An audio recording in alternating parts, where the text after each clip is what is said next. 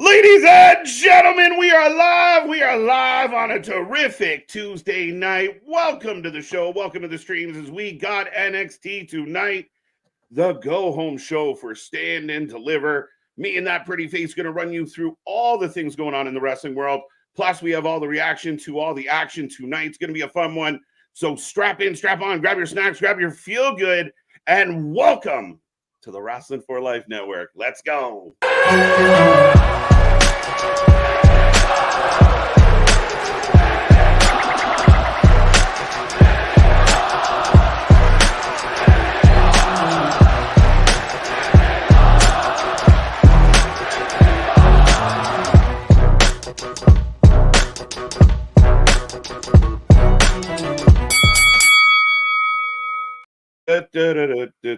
Ding, ding, ding. We are live and back at it again, folks. Like I said, we are the Wrestling for Life Network. This is another live stream as we bring you NXT tonight. Lots going on, lots to figure out. More things to round out for Stand and Deliver. The go-home show. We had a go-home show last night. We will see what this one has in store for us tonight. I'm looking forward to it. Lots going on, including the match that you see below us to figure out who will challenge for the tag titles. And a whole bunch of other things. We're going to get face-to-faces. We're going to get talks. We're going to get contract signings, I believe. All the things. So we're looking forward to it. It's going to be a fun one. Get in that chat. Say hello. Don't be shy. Don't be a stranger. Make sure you click all the buttons. Like, share, subscribe.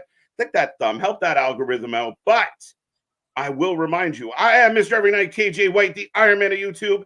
And that is Big Nick. Ladies and gentlemen, boys and girls, children of all ages, the Wrestling for Life Network proudly brings to you its YouTube tag stream champions of the world, the Every Night Delight, KJ White. I am Big Nick. And am I the only one that thought when you said, what brings you that you're going to follow up with Jurassic Park? Maybe. I'll have to ask the chat how they were feeling about it. But yeah, no, I mean, I'm looking forward to everything going on. It's a Jurassic week here on the channel. So to tie that back in, but it's going to be a good one. And like you said, the tag stream champions, happy to be here. Yes, we didn't go out and get ourselves a fake YouTube belt, but we still are the champs. And it's going to be a fun one here tonight. Lots going on, lots to talk about, a lot of buzz about, obviously, CM Punk still. We blew our pre-show on that last night. But again, more things are evolving. More matches have been added to WrestleMania. The wrestling world is a buzz, and it's fun to be a part of right now. So how you doing, my guy? Oh, absolutely. I mean, you could say we're prehistoric because we're pre the historic event that is WrestleMania 40 here. I'll take it. There we go. I try to reach. But absolutely, my guy. We've got the go-home show tonight for Stand and Deliver. And then we've already pretty much got the card set in place now officially last night with both nights of WrestleMania, and already allegedly had it leaked that, in Glasgow, Scotland, we will be having Clash at the Castle. I might have to go back to the homeland, my guy, and go check it out. I mean, that one, I could cross two things off my bucket list at the same time. Well, and now this has led to, I feel, the theory that I think you'll like, I'll hate, but some people might like beyond you, to where Drew wins the title, initially wins the match over Seth and everything at WrestleMania, gets screwed over by CM Punk. Damian Priest cashes in. He holds the belt, and then Drew wins it in his native Scotland and everything. I mean, I'm good with it. I mean, either he defends or challenges for that title in Scotland. I mean, if I was Drew McIntyre and I didn't get that role, I'd be very upset, and I might have to call Tony Khan. But, yeah, no, I mean, one of those two options are definitely in play, and I think it's great. I mean, I think that, we've seen this, we're going to Scotland, we're coming to Toronto, we're going to Germany, France, we're in Australia. When we talk about, I know Mercedes Moné thinks that the AEW was the only place that could go global. I would argue someone else is trotting the world a little better right now. Right. One does Jacksonville, Florida, and some parts of Canada, and the other one does, I got shows in different area codes.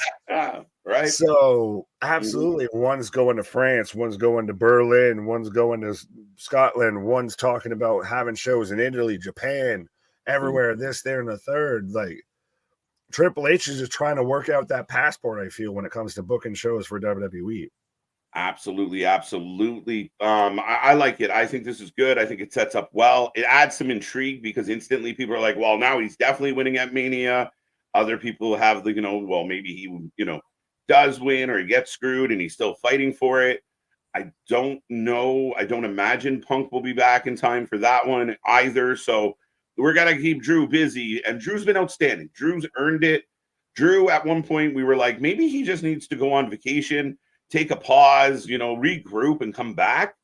And in the process of waiting for him to kind of do that, instead, he just clicked and it just works.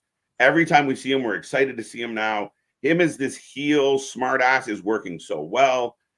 So good on him. I hope he gets this opportunity. Oh, absolutely. And I want to say this with no disrespect towards either way. He's having his, when Roman Reigns first turned heel and was up with Paul Heyman, he's that type of a run of just everything this guy does gets over. Everything that he does is great.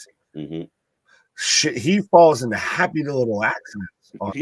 Right. Promos and everything. Yeah, like he never meant to hurt Punk, obviously. But man, did it work out well for him? Oh, absolutely. The man has a whole merch line now and is sitting there going out to Mindy's Bakery. Like, he's sat there and set this up that you realistically could get Drew versus CM Punk before you get CM Punk versus Seth. Right. Yeah, we could. Again, what I think they've done really well going into Mania and then coming out of Mania is there's so many avenues, so many different potential stories. So, like, even we talked about it last night with the IC title, with tag titles. We have no idea what direction they're going to take all of this in. But I mean, at the end of the day, I'm excited for it. I'm excited for tonight. We're back at it, folks, all week long. We will remind you tomorrow, Dynamite. Thursday, we're here twice. We're going to be here in the afternoon for Bloodsport. We're going to be back for Impact. Friday, we're going to be here in the afternoon for Ring of Honor versus House of Glory. And then we're back at it for like a mega stream with Supercard of Honor, SmackDown, the Hall of Fame. That's enough. And then we're back at it again Saturday morning, 11:30 a.m., all day long, 10 plus hours. We're going to try and boost our subs. We're going to try and make that a party. It's going to be a fun one here on the channel. And then we're back at it Sunday, of course, for night 2, a little bit later. But yeah, we're going to do like close to 40 hours in 4 days. Yeah, you didn't know you were renting an Airbnb here. We're fully just, we're taking it with you this whole weekend here. Right. So we got the snacks, we got the talks, we got everything, including the graps here for you on this WrestleMania weekend. Well, let's quickly say hello to the peeps who's in the chat already. Let's just because I want to make sure I respect you and I respect your Scottish heritage and everything. Bear saying, sup, y'all. I always laugh when I hear people say Glasgow. Wrong, especially people from North America. Hi, how you doing? Always seem to pronounce it Glasgow, which ain't right? That's why I'm asking, like, did I do it right? Did I pass the Scottish test? Can I be a brave heart? I'm always catching shit from my mom, who was born in Scotland, for saying things wrong, and she came over to Canada. It still has her accent.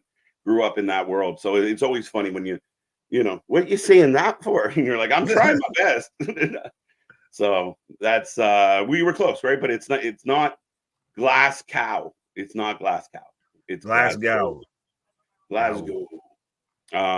But yeah, let's say hello to Juan. How you doing? The IWC are not letting Damian Priest breathe at all today. I don't quite know. I didn't see this. So I missed this. Are you going to cash in? Nick said you wasted it. What are you going to do? Well, and there's been the whole talk of he had to pull Domicide last night and say, fuck is you doing here? And now we've got this intermingling of Legado, Judgment Day. We've got Andrade just randomly showing up. It's starting to, like you said, we're starting to see the cracks form in Judgment Day. Yeah. And I think Damien's the odd man out. They're clearly making him feel like the odd man out. And again, I mean, we're a few days away. And when you do have the money in the bank, whether you agree or disagree with the process, we're not going to debate that. But every time you get to a major pay-per-view, people start going like, could this be the one? Is Survivor Series the one? Is day one going to be the day? Is Rumble going to be the day? So we've seen it teased. going into Mania, I'm sure a lot of people are going to be looking over their shoulders for that moment where he comes running out. Whether we get it or not, I do not know. Which title? He's not going anywhere near Roman and Cody. I don't think that. And I've said that from square one. I think he'd be perfectly fine as the Raw World Heavyweight Champion. You know, there's potential there for things with Drew, potential with Gunther. A big man could have some really good big matches, but he's not going anywhere near Cody and Roman. Is that the straw that breaks the camel's back there with Judgment Day? If he comes back through the curtain and everything, and see, guys, look at what I did, and everyone's kind of. Yeah, it's kind of like the Randy Orton moment of like, right. Of everyone's with a solemn golf clap there, to where they're just more. Everybody's got that hate read. Yeah, it's either he's successful and they hate him for it, or they're the reason he's unsuccessful. Which I know you and I aren't on the same page about. But again, I see what you're saying as far as the Judgment Day really could fuck this up. I see. Well, that's the thing, is you can see both sides. You're looking at, the prism from the different sides here. You can see both ends of it, but it's how and when will they pull the trigger is, I think, the biggest question. True. Looking forward to Oba Femi versus Joe Gacy and Nathan Frazer, Axiom versus OC versus Lawo. Yeah, the interesting matchup tonight, as Oba's going to take on Joe, and I'm really wondering if this match has a winner. I think it might be a bit of a kerfuffle with the triple threat. No contester. Well, Joe's kind of the odd man out, and he's been more fucking with, still harassing Dijak. And at the end of the day, I mean, Oba's a beast. I don't think anyone is betting against him. I think a couple people might have, but I don't think you or I bet against him. Well, see, I don't like this in the sense of just a booking wise because you have to have Oba job out Joe to make him look like this big monster going into Stand and Deliver. And if you don't, then what are we doing at Stand and Deliver? And it feels like you've already hop, skipped, and jumped past that. Yeah. To where now we're probably setting up Joe versus Oba, and we can just miss everything at Stand and Deliver. Yeah, and my one concern with Joe Gacy, and we've talked about this before, and I just we're a few minutes away from the start, so we will get to all those in a second. But I like what they're trying to do with Joe, but he can't just keep coming out and losing. Like, if he's just a consummate jobber, then you're just a lunatic without a plan. Like, there's no real rhyme or reason to your crazy. Would he do better? And I know you probably already got Then or something or other now. No, I'm getting the this program is violent in nature. Oh, I just got Richard Wolf. How werewolves of werewolves of London. Ladies and gentlemen, I got Then on the screen. Then! Oh wow. We're perfect. I mean, I had the cable internet dude show up today and do some work around here, so getting things in order. At Castle KJ. Yeah, at Castle KJ, I had to get the new dig set up. So yeah, no, apparently it helped us sync. Right. Come together right now. How you doing, Anna? Good to see Big Nick saying join the Discord and go get yourself some fancy swag from the shop. We got a bunch of shirts, t-shirts, hoodies, and a bunch of other stuff. Get a crop top for your girl. Get a kid's hoodie if you want. Do all the things. As we are kicking off NXT, Damien, good to see you. Robert, good to see you. I see the AEW debate going on in the chat. We will address that in commercial break, I promise. So we can have that. But, well, no, as we had Carmelo show up, and he's very much showing up Killmonger-esque here. I think it's even a little tied in with he's got the Black Panther chain and everything like that. He shows up with the whole security guard regime, and then you have Trick showing up by himself. Absolutely. We are kicking off with the triple threat match to find out the number one contenders. You know, their entrance is really good until the glitches, like that lightning and the smoke, and they're now just a legit tag team. They're not Man and Robin, my guy. Yeah, well, now they're out here looking like more of Two-Face and the fucking Flash here, but it's really just, I know I've had my, juxtaposition with my own existence in life and everything with the Tony Storm, black and white and everything. This is really making me question everything of like, are they just moving that fast? Why don't they move that fast all the time? Is this the fucking Animorphs fucking, book series here? Like, what is going on? Is it them or the vitamins just on that good tonight? As Lola is coming out to the ring, the LWO, of course.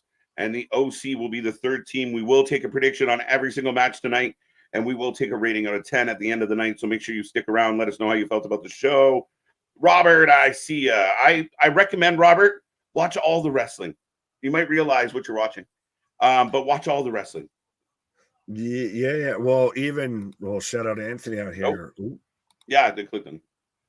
Saying, I'm watching NXT, y'all. I'm giving this a try. Right. Good choice. What's up, Eric? I see Boston Bonkers, Rocco, Swimmy, Brandon, Bear, of course. Shout out. Paul, Jenkins. Who is your prediction for this match, sir, and why? OC. Yep. Let's go. They didn't qualify in the other, for the 6-pack challenge. I think they're down here. There's no reason for them to come down here and do a bunch of jobs. Let them win. Let them be important. Bring in Tama Tonga. Make it cool and exciting. Then bring them all back up to chase AJ Styles around. Could not have said it better. I think that 100%, if you're going to have a team that could validate and solidify Braun Breaker and Baron Corbin going up to the main roster, it's the OC. That's going to be your best match that you can make out here. Mm-hmm. And I mean, they seem to really like Axiom and Frazer. Could they win? Is it because they're like the Young Bucks? Just they'll do the job. The Lucha Bucks. The Lucha Bucks. The Marvel Bucks. Marshall giving us some what's in your voice. What? Guys, I'm going to be amazed if somebody has that as like their ringtone or their alarm of just music. What? Dude, there's one person on this planet that has to wake up to that, and I'm sure there's days where she hates it. I just put a pillow on your face, motherfucker. The one person you would expect that should be the biggest fan is not a fan. Right? This man fucking what? What's you? I've been threatened with the chocolate and everything else. What's up, John? How you doing? Spanish Fly, by the way. As we do have the triple threat kicking off. So if we haven't asked y'all's predictions, let us know what you're taking for this match, whether you're taking the Good Brothers, not Man and Robin, Axiom and Frazer, or they're taking LWO. I was trying to remember their name outside of LWO. Joaquin, Wilde, and the other guy. Cruz del Toro. But they had a tag team name, but I can't remember it. 2 count. Back-to-back 2 counts is we got Machine Gun, Nathan, and Wilde in the ring right now. Right. That was a crazy move into the reverse DDT. So we're off and running. Are you interested in Lola Vice? Hard pause. Yes. Oh no, wait. There's more. Versus Carmen, Petrovic. Yeah, why not? 2 women with fighting or combat in their background. I think it'll be fun. I'm all for it, Damien. Let's go. Realistically, if you've been watching NXT, most of tonight's card actually has a pretty solid build to it and everything. I mean, we're kicking off with a tag team trios match that it sets up for the number 1 contenders match at Stand and Deliver, which has been built through a tournament. We've got Lola Vice and Carmen Petrovic, which has been built to. Now I gotta click on their damn thing to let me know the rest of the card here. Well, we're getting the Drake and Carmelo, the contract signing. We got Ruca and Blair Davenport, which has been built to since Ruca's return. We've got Fallon, Henley, and Jacy, Jayne. Look at this. Everyone going in. We've seen this before. They do this too much nowadays. Look. Is it they do it too much or pro wrestling does it too much? There you go. Oh, wait. They couldn't do it. They break it up. Lewos on the turnbuckle together. What are they up to? Double drop kick. Great start to the show tonight. Great pace. OC. Sorry, I was just going to say that's what kind of with this being the go home show for Stand and Deliver. It's really got a lot of that matches that would have been on Stand and Deliver, but we're not going to do 14 matches on one card. We're going to maybe do 5 or 6. Yeah, no, less is quality over quantity. We keep saying it, and I wish everybody would subscribe to that idea. Right. Got Good Brothers for the win. Good to see you, Dale Rocco. I see you in there too. Dilf Wolf, Tick Wolf Dog to set up the show tonight. What? I like it. Marshall's laughing. Future champions right there. We're current champions. Well, Bash, how you doing? One of them. What's that? I said he might have been talking about one of the teams. Yes. I'm watching NXT. We got that one. Good to see you, Anthony. Hope you are well, sir. Bear, it's always a pleasure. I hope Maine is treating you wonderfully. Weather has been a bit mixed today, Boston. So there you go. Good Brothers. That ain't what I'm mad at. They are Jobber V Tag Team. Okay. Remember context, folks. Kyle, right. Good to see Lawo always gets Super Cena powers on NXT. They're good, man. They could stay in NXT and do fine. Well, they have the, historic springboard spot and everything. Mm-hmm. It's, do they get dragged into the Ray match and everything for WrestleMania? So I feel like that's still a reason why they won't be tied up the rest of that weekend. Absolutely. This chat/stream will entertain me more than the wrestling we watch anyways. We say it, folks. The wrestling might suck. We never do. So enjoy. If the wrestling's not doing it for you, just come listen to us. We'll tell you what's going on and we'll be funny about it. Right. We got you. OC for the dub. OC for the win. So most people are taking OC. Beer money. Random. J-Boy. Cheers. I'd like to see him have a run back in NXT, but I think that's few and far between. Right. It's Zima Ion. Yeah, going back to those TNA days. Yeah. Ryback is not here, thankfully. Mm-hmm. Larry Lawo for the win. OC for the win. Good to see you, pal. That was the first commercial break. I also miss Cora Jade. I wonder if she'll keep her name. I think she would keep. Why would she? Why wouldn't she? Because of Jade Cargill. Oh, for fuck. No. You're now Cora Sapphire. Yeah, Cora Ember. Shit, somebody else's Ember. Did you guys check out the Bray doc? I watched the Bray doc today, and I cried like a bitch the whole time. The whole time, even on the non-sad parts, I was just like, I know where this is going. I had yet to watch it. I actually specifically told the missus, I was like, we need to watch this together, and brought to you by Puffs or Kleenex and everything. But shout out to the unsung heroes. I won't say specific accounts to get anyone in trouble, but a lot of people sharing that whole documentary on the Twitterverse there for those who don't have Peacock. So if you don't want to pay the $5.99, the $9.99, you can just find it on the Twitterverse. Yeah, I mean, listen, I know we're on commercial break, ladies and gentlemen. Man, it is such a tragic story for the obvious reasons of how it all works out and plays out. But going back and seeing the clips with him and Brody Lee and what they meant to each other and how much that impacted them. But to just, if nothing else, man, everyone out there who can hear my voice right now, life is short. Live it to the fullest. You have no idea where that clock's going to just stop ticking. And not to get too deep and dramatic on stream tonight, but man, it makes you feel all the feels, because this is a young man who had so much to give this world. And you ask yourself, why do we lose people like him? And it's just heartbreaking, but you don't know when you're going to punch your ticket, folks. So enjoy every day as much as you possibly can. Tell the people you love them, and make the most of it. I know some things feel heavy and hard. Trust me, I can relate. But today is a good day to be alive. And man, that's what that documentary did to me. If you woke up on this side of the dirt, you're doing well. Facts. But yeah, is it? And it's one of those, it's the best thing about Wyndham, and honestly, I think what binds everybody to it, he was so relatable. Mm-hmm. Inside of the ring, outside of the ring.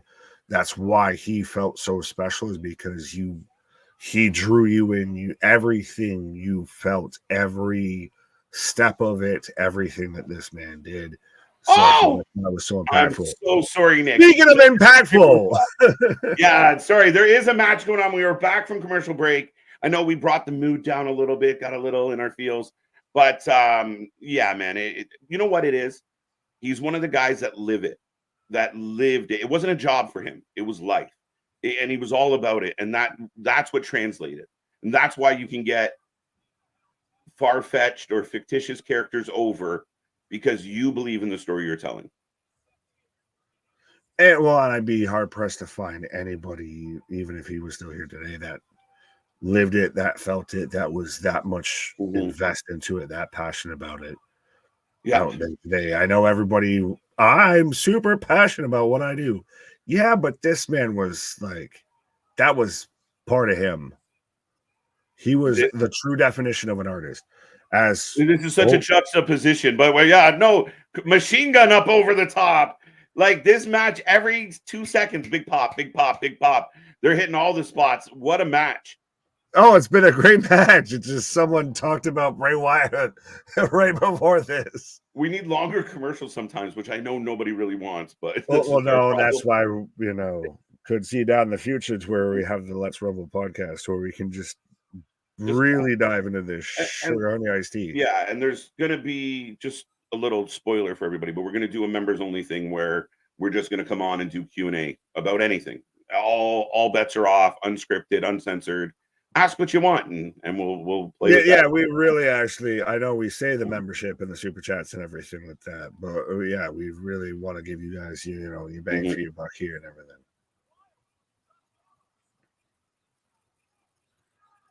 I was waiting for like a big, huge spot though. Right as soon as I said you bang for your buck, I was like, that would have been too fucking apropos. I'm not sure what just happened, but everyone just Axiom and Wilde. Okay. Tope. Match is flying. Thought we got our wires crossed there for a second. Now Joaquin just like slowly falls out of the ring. Like, yeah. Oh! What the fuck? Nathan Frazer with the steal. And like clean. I said they love him. Bro, they're not winning though. I said they love him. They might win, man. Oh. One step forward, 2 steps back, though. Oh, I thought that was the fucking after. Yeah, the thing after the match. I almost said another word. With seeing the OC going at them. What the? They're gonna lose, though. Who's the new girl? Kelly Kincaid.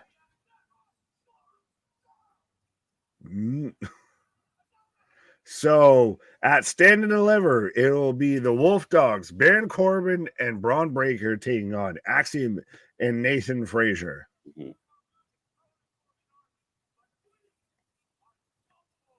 I think just Axiom take the mask off and be Nathan and a kid, or give him a name, Adam, whatever the fuck his name is. As we got the Wolf Dogs. Random balcony shot. I love the balcony in NXT. I do. I think it's a nice touch. It's literally only built for that. It's never used any other time then. You never have some big crazy spot off that. No, never. Lexus King is on our screen.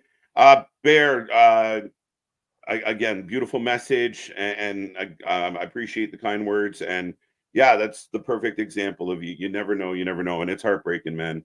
So T's and P's. But no, we appreciate everybody that tunes in. We love doing this, we really do. And kind of like what we said with with Bray, we live this. We put all we got into it, and we appreciate everyone for being here. Right. Axiom, you are a kid. Yeah. What is Maury? Right. Did I win Jeopardy? Right. I'm officially picking Axiom. I almost want to redo my pick and go, I have a feeling Axiom and Frazer are going to win. Yeah, I'm going to do that and wait until well after the match to sit there and say, oh, that's my pick. Right. Jason saying that was unexpected. I like this from Anthony. Is Axiom supposed to be a Power Ranger? He's got to be one of the only, I'm pretty sure he's British, right? Like he's like the British. Kid was from the he's like the British Lucha. I don't even know if he's that. I think he's a fucking da, da, da, da, da, da, away from being the Green Power Yeah. Ranger out here. I'm just like, it's jobbing time. It's flipping time. Yeah, we got Fallon and Jacy coming up now. This might turn into a kerfuffle, which leads to a match at Stand and Deliver. But yeah, Fallon Henley going to take on Jacy Jayne next. We will take your predictions as we go back into a commercial break, folks. Let us know who you got, who you taking. Damn, I expected OC. A lot of 0-1s. AJ got it right, apparently. I have a new member, KJ and Mike. Mike. Hi, I'm Mike. My name is Be like Mike, but oh well, we gotta still at least say, hey, I know he became a member the other night and everything like that, but Nick, what's with your hair? I shaved my head. I don't have hair, but John C. My head was hot. I went full fucking Pedro out here. But yes, no, thank you, John C, for becoming a member, everything with that. And not asking about my hair follicles. Yeah, I think Boston was asking about your beard as well, but what's up, folks? What the fuck? Like, what did I do to you people? Right now, Boston saying, so the Good Brothers can't even get ahead in NXT. Awesome. Yeah, I'm with you, man. I'm shocked. Yeah. That's really the thing, is like, you went with those guys, so that's why I'm like, they're not winning. Like, I know Braun's supposed to be on SmackDown. Hopefully, we're hoping that Corbin got dragged along with them. But like, do we have Axiom and Frazer beating the Wolf Dogs here at Stand and Deliver? I kind of think so. I don't know why. Is that just because that they've literally, like, because they're supposed to, just because they won the tournament, what have you? Yeah, maybe. I don't know. It's just like what I said going into this match is like the writers, like Michaels, whoever, seem to really like these fuckers. And that's what it feels like, is that they like them. So we might get a little love for them. I don't know, man. I'm shocked. I don't know why. Like, and especially though, for it to be clean, like not even debatable, not even, contested or anything like that. Well, yeah.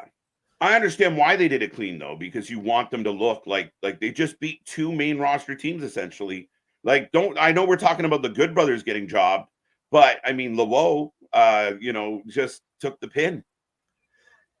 Yeah, but respectfully, fuck Lawo. Like, the Good Brothers have not, like, they haven't been booked right since they've been in the company.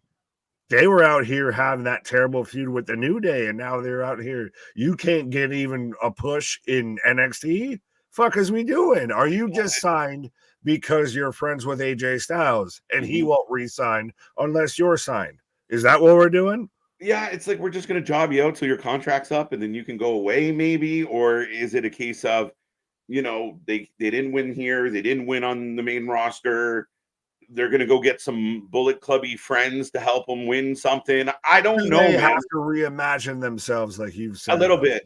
Yeah, they get, Bullet Club for something, right? I mean, a lot of rumors about Tama Tonga. Does he show up at Stand and Deliver?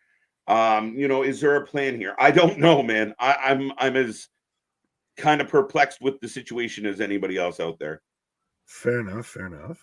I like that they brought back the Good Brothers. Now, someone asked real quick, we are in commercial break. I think you and I have talked about this before, but they are getting eerily close for my taste that they really could justify some type of cruiserweight division, some type of, I know the Heritage Cup, but it has, it's been kind of a mixed bag. But I really feel like they could reinvent it and reproduce it. It's almost like they had the 205 Live, and then they just said, to hell with that. They had a cruiserweight title, and then they said, to hell with that. It's like we've been here before. It's like this bad dream we just keep, waking up in. Yeah, my only thing there, and again, historically, even going back to the 90s, Vince McMahon never understood how to book lightweights, cruiserweights. they never did it right. It was just like little guys that fought exactly like the big guys. Oh, Right? you thought that man was going to book Yeah, cruiserweights? Well, no dice. As we that got man didn't know Ilia what a looking cruiserweight dapper. was. He's like, is that the type of weights you lift on a cruise? Right? I can bench press these. Oh, look. His car's been booted. My brain instantly went to Homer. Well, what? They booted his car. Oh. Need a ride to dinner. Who is this guy demanding the world champion list? No, these are the Olive Garden Mafia. The Goombas the are here. That were out there when they were eating that terrible spaghetti up on that shitty ass balcony and everything. So were they out there they were literally having, that when your school has an Italian day for fucking cafeteria or whatever. Like, that's what these fuckers were that were just driving the car. Right. Victor, thank you so much, OG of the channel. Appreciate the super chat, the super chat. I almost end the super sticker. Who killed the world? You did. I love it. Absolutely. Jacy for the win. Cake time. My condolences. Sorry, Nick. Your guess is he was apologizing because he called me Mike, I guess. Oh, there you go. Hey, everyone is all ready. Everyone is all ready for Stand and Deliver. Yeah, I mean, I'm looking forward to it. I mean, I'm curious how things round out based on tonight. We do know who will challenge the Wolf Dogs, but I feel like this is about to be a 6-woman tag match added to the show. Oh, absolutely. There's so many things going on right now, especially with Jacy's thoughty posse there showing up. And I did say thoughty posse, not what you thought you heard. But we've got Fallon and Jacy going on right now.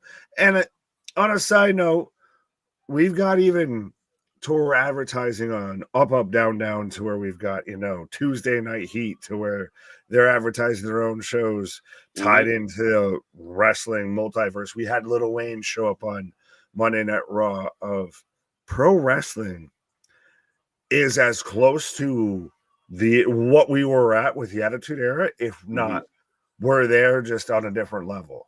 Yeah, no, absolutely. Sorry, I got caught up in the collar and elbow tie-up that just wouldn't end. I mean, that's probably the longest tie-up we've seen got thought up wrestling. In the physical attraction.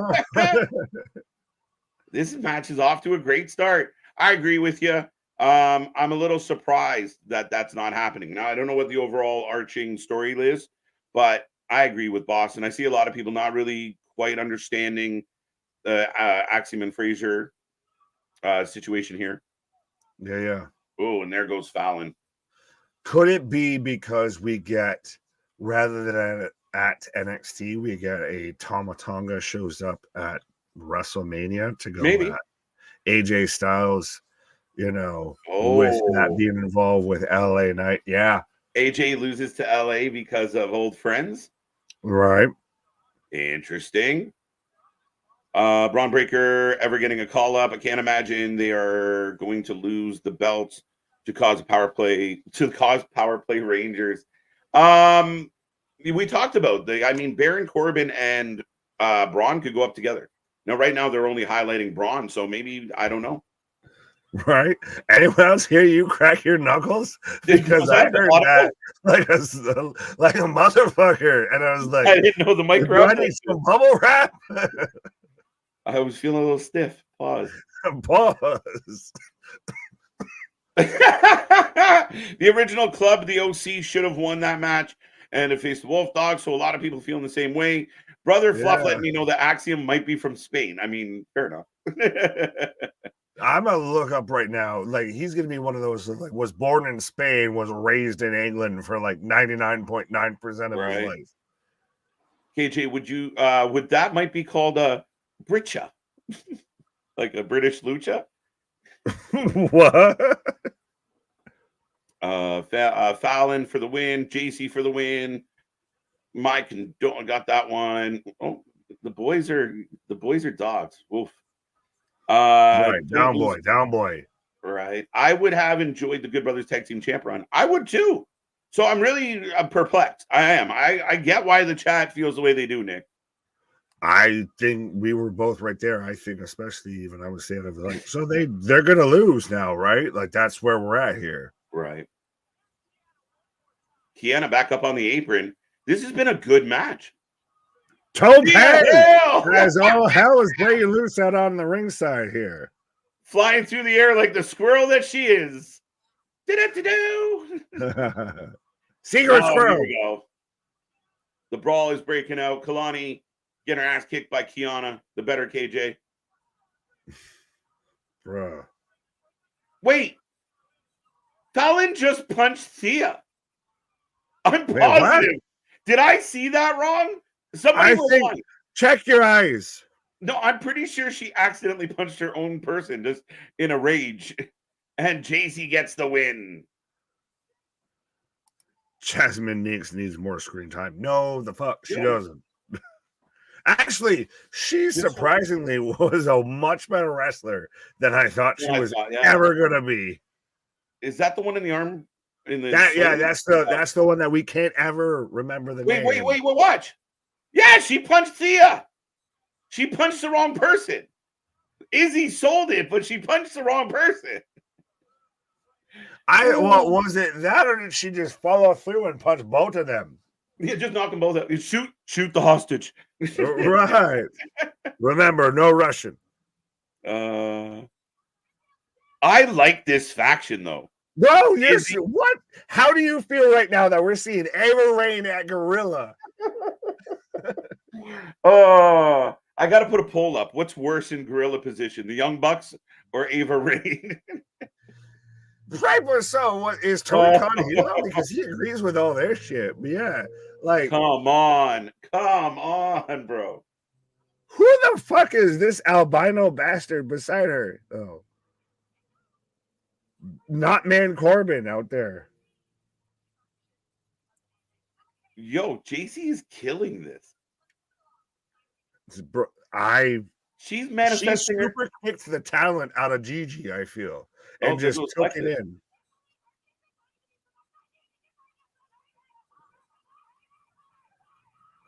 Like, look what she's wearing. No. And her she's wearing a 6-woman tag match. It's all about the game. When you got to be in Gorilla at 8, but you also got to be at cheerleading practice at 10. Yeah. If you're gonna wear the fucking skirt and if you gotta hike it to your armpits, it might. Oh, Rocky, you so fine, you blow my mind. Hey, Final Boss. Here comes Lexus King. Bro, what is the Karate Kid? The last 5 minutes of this show have completely sidetracked everything. It was a good match. We knew it was going to build to the the trios 6-woman match. We got that just announced. Ava on Gorilla looks ridiculous. It's like bring your kid to work day. I will argue to you. I don't think Ava's as ridiculous as right now Alexis King out here looking like My Chemical Sgt. Peppers out here. When I was a young man. The Thoughty Posse. I love it. I think that's wicked. We are now calling Jacy Jayne's group the Thoughty Posse. Fuck. That is sticking. Jacy Jayne for the win. Jacy just manifested her inner Mandy Rose with that little promo she did into the camera about, like, dude, she is miles ahead of where she used to be. That was solid. I believed her. I like her group. That group of 4 women, I'm all for them be like running. I feel NXT. Like I have cursed both these women. Well, blessed one and cursed the other. The second when that super kick happened, you did. And I said Marty just kicked Sean. Yeah, right there with that. And I feel they've made me eat my words every step of the goddamn way. Right. Who is the Wish version of Tiffany Stratton at the end there? I don't know. Was it Izzy? Yeah, that's Izzy Dame. So it's Izzy Dame, Kalani Jordan. No. I still can't remember. Kiana James. No. Yeah, Kiana or Yeah. Kiana James. Fuck, I said Kalani Jordan. That's the other group. Kiana Knicks. James, Izzy Dane, Jinx, Rinks, Spinks. Jinx. We'll just call her Jinx. Yeah, Jinkies. And then Jacy Jayne taking on what was Fallon Henley, Kalani Jordan, Thea Hale, and was there a fourth? No, just 3. It's 3-on-3 because Jasmine is got her arm in a sling. Fair. She did punch she went so low and hit her. Yeah. Why say lot words when short words do the same? Oh, punch her she must. All right. You know those farm girls go ape shit sometimes. Yeehaw. Yeah, I definitely know and that. it takes the tractor another round. Zero idea what her name is, Richard. The one with the camo. Yeah, it's Izzy. Yeah, that's Izzy. Dude. Randy, welcome. Breaking news from Sean Rossap. Malachi Black has been released. I do not believe you. I don't know about that, but how do you feel about the fact that if we're going to have a mystery tag team added to potentially this now for split tag team titles, which hallelujah with that. Right. But could it be a Big Bill and a Ricky Starks? I wish. I hope. I mean, I really think I'm a really big fan of Ricky Starks, and I think Big Bill has had a resurgence and really found his own way. I mean, I'm all for it. I still think there's room for an Enzo big cast return that would blow the roof off of fucking place. You're soft, you're sloppy. Man, if their music hits, the place will come unglued. In Philadelphia? Is that just because you're expecting all the Paisans to give you a Paisan? Yeah, all the Paisans. Let's go. My name is Josh Briggs. Man, oh man, bro, if they aren't leaning hard as shit into the run through this world all alone, right? Sons of Anarchy shit, I don't know what they're doing.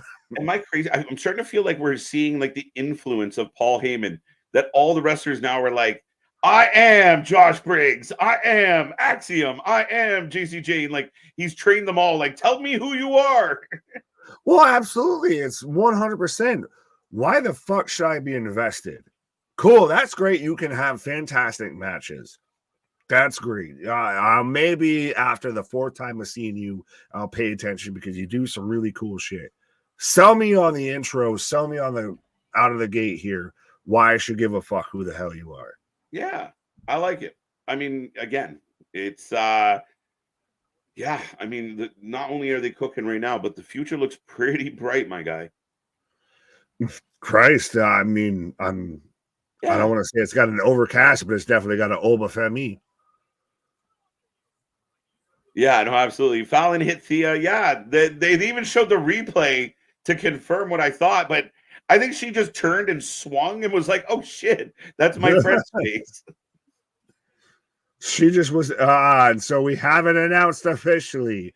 Thea Hale, Fallon Henley, and Kalani Jordan versus Jacy Jayne, Kiana James, and Izzy Dane. I like it. Let's go. I just don't want the heels to lose. I really like this heel faction. Does NXT have a fucking thing for alliteration? Because we've got Jacy Jayne, Izzy Dane, Kiana James. We've got all the names. Sorry, Von Wagner, who's kind of supporting a Viking idea now. Maybe he joins the Viking Raiders.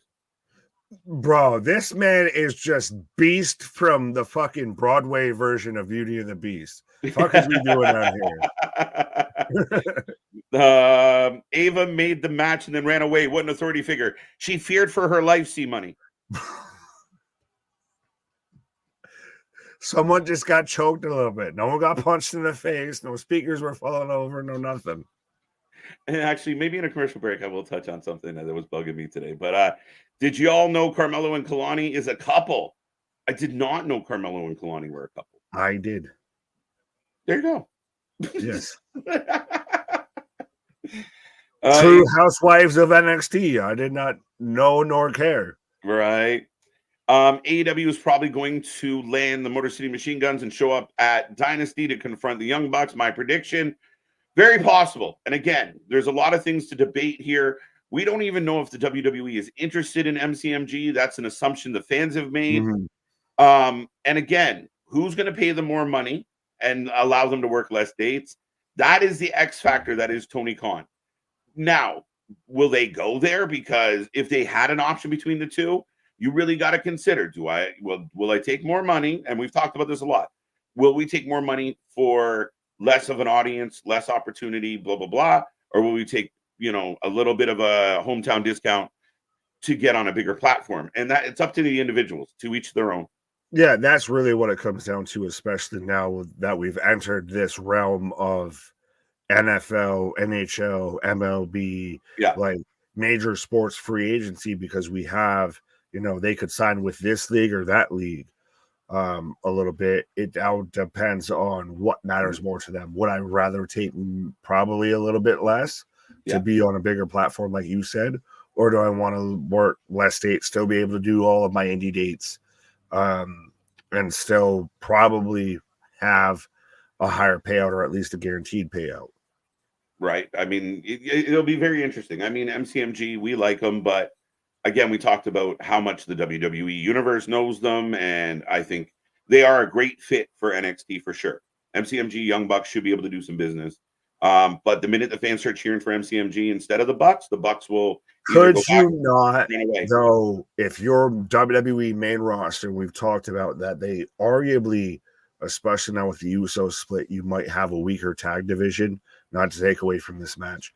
But what do you do past the Awesome Truth? That's a good nostalgia pop, but how long do you have that go? Well, if you really want to establish your tag division, is not Motor City Machine Guns a team that you could establish your tag division on? If you build it up, so you're telling me you couldn't establish a tag division in WWE around? They wouldn't build the tag team division around MCMG. Like, could they possibly win the belts at some point and be something? Sure. But again, they don't look at them with that value. Like, I think you're looking at them from the indie spotlight. I think that they are trying to build up internally. We've seen them building and adding more tag teams, using more tag teams. They're trying to get it internally, and I don't think they what would. Tag teams are over right now? Even if they signed MCMG, I don't think they would utilize them at that degree. They're not going to build a tag team division around two guys pushing 40. I'm saying you could use it as a foundation. You're telling me you get DIY versus Motor City Machine Guns. I think that'd be a great match. But But what tag team right now in WWE is your focal point? Right now, it's the Judgment Day. They're the champions, and then you have they're about to lose probably at least one, if not both. DIY is clearly a focus, whether we like it or not. Like, those are they're doing it internally. They're not going to bring MCMG to jump over all those teams. I don't see them valuing that tag team as much as we do, because we know. Would you feel the same if it was FTR? FTR is a completely different former WWE team. They come in, they instantly go to the top of the mountain. What's the super difference outside of that they were in WWE at one point? They're a better team, and they're better known. 3-time tag team of the year. Would you not build Motor City Machine Guns like that? I don't think you. I think you have the instant out as far as you already have your returning former tag team champs, former NXT tag team champs. I think you bring them in, but they don't. I do not believe internally MCMG would be thought of in such a great regard. Like, Tony will mark out for them. Triple H knows them, and would they help? Sure, they'd help. Would they have good matches? Yeah.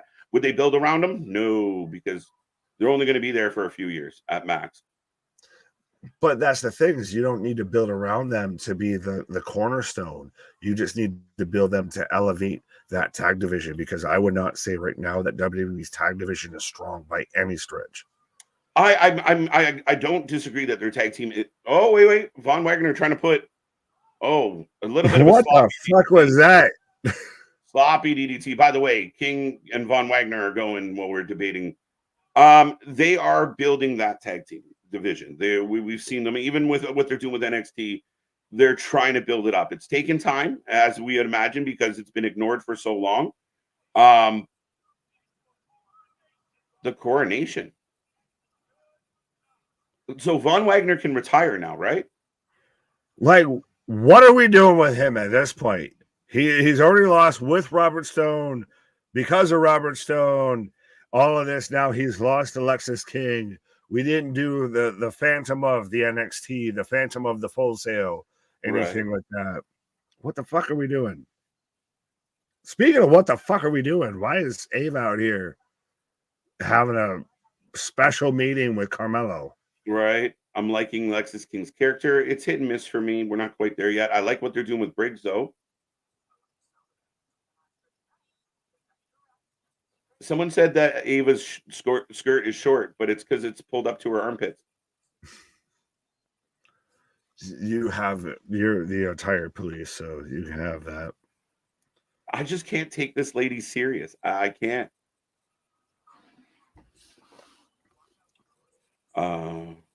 Meanwhile, you want me to take Canadian Sonya Blade serious? What's that? Yes. As I've got Carmen out here, I was going to say, meanwhile, you want me to take Canadian Sonya Blade? Karma looks good, but Roxy giving Natty shit, which I like. A karate champion in Petrovic. Don't bring the sword to the ring. Stop it. Test your mind. Lola. Dun, dun, dun, dun, dun, dun, dun. Don't be fooled by the vices that I got. I'm still Lola from the block. As she's out here in. Do they have a pink belt in any sort of martial arts? Or is that a Victoria's Secret exclusive? Different things when you start talking about those belts. But anyway, oh my God, I'm imagining the amazing Black and Trips will do. Malachi Black being back with Triple H and being produced and working with Triple H on creative, I believe will give us the best opportunity to get the Malachi Black that we've always wanted. Malachi and Andrade had a great thing. I mean, even if Burt Murphy comes back too, Andrade, Malachi and Murphy had some amazing matches. So I would love to see this. Now, we're kind of getting the House of Black is going to take on Edge and Cruz. So I don't know. Is that just another reason for them to take another L? Will they actually win? I don't fucking know. Will Malachi challenge Edge? Maybe. I don't know. It's so much of a standstill. I was trying to, while you were talking, to confirm, because I think somebody mentioned it before that he had been released from AW. I had not seen that and couldn't confirm it. Yeah, I can't find it either. So right. Well, we had the culling of talent last night while we were live, which I think that was more skimming pond water than anything. But yeah, if Malachi of Buddy Murphy goes over there, I think they have 100%, especially if they're going to stay wanting to do essentially the House of Black, the Malachi Black, the Aleister Black, everything. You now have a guy that's going to be fully behind you in pulling that off with Triple H. Yeah, and I mean, again, I haven't been able to confirm the idea that something would have had to happen because they just announced he's going to be at Dynasty. So yeah, it's him, Mark Briscoe, and Eddie Kingston, and Copeland taking on, is it the Kingdom? Undisputed Kingdom? No, taking on the House of Black. Oh, wait, what the fuck? Anyways. All right. Nick's face expression is legendary when he watches Rampage. There you go, my guy. Friday night here, the legendary face. Shelly. No, here's why. I don't know how to respond about the face, but yeah, no, I realize now what I said. Only one he's got. You would have had a trio taking on a trio. I get what I said. But okay. Shelly couldn't be the Wrestling Revolver champ in WWE. Fact. We'd see, but I mean, we've seen other indies either relinquish the title or drop it on the way out. Yeah, but WWE also had a working relationship at one point with Progress, with Wrestling Revolver, with Evolve when it was still a thing. Like, they've had that working relationship before. And I think now Hunter's at a point. Like, you have the best opportunity to where they're going to have that working relationship with the indies now. Christ, we have Shayna going to GCW. Yeah. I mean, again, Trips is a different guy than Vince, clearly. And it's working out well. Richard pointing out, he could get used as a single guy. He feels trapped in a faction. I feel like he feels trapped in the House of Black because you don't present the house. Like, he doesn't come off as like you present Julia Hart better than you do the leader of the House of Black. He doesn't pick up big wins. They don't terrorize baby faces. You need that if you're going to be the creepy faction. And they got 3 really talented guys that could just decimate, show up whenever they want, and just lay waste to whoever's in the ring. And they don't. So nobody cares. So he does feel trapped. Facts. Sorry, I've got Ariana Grace and Ren Sinclair, aka Maddie Rinkowski, out here going through, I guess, Ariana's wardrobe out here. Right. We've got the Lion, the Witch, and the wardrobe out here. But yeah, it's Tony Khan is a good matchmaker. Fantastic matchmaker. He will put on all of the dream matches in any way. Even if you were asleep, it's somehow a dream match you might have had somewhere, sometime. But as far as an actual booking, as far as, like you said, Julia Hart's become the focus of the House of Black, even though it was almost a question at one point if she was even to be involved. So he's killed that faction, or at least completely course corrected it. So now Malachi and Buddy, just they're peripheral figures. They don't care. They don't matter. No, I mean, again, you got to book with purpose, and they don't book with purpose. And as somebody pointed out recently, they're not in the same business. They're just there to, have fun dream matches and high five each other and tell each other how wonderful they are. If you want to worry about a goof giving you 5 stars. Facts. And we've said it so many times that people can say whatever they want. Again, if they were as good as the diehard skid marks point out, the buildings would be full, and they're not. So I don't want to hear shit. And again, as I've got Carmen coming out right now to take on Lola and her fucking, Violet Beauregard Kill Bill attire here.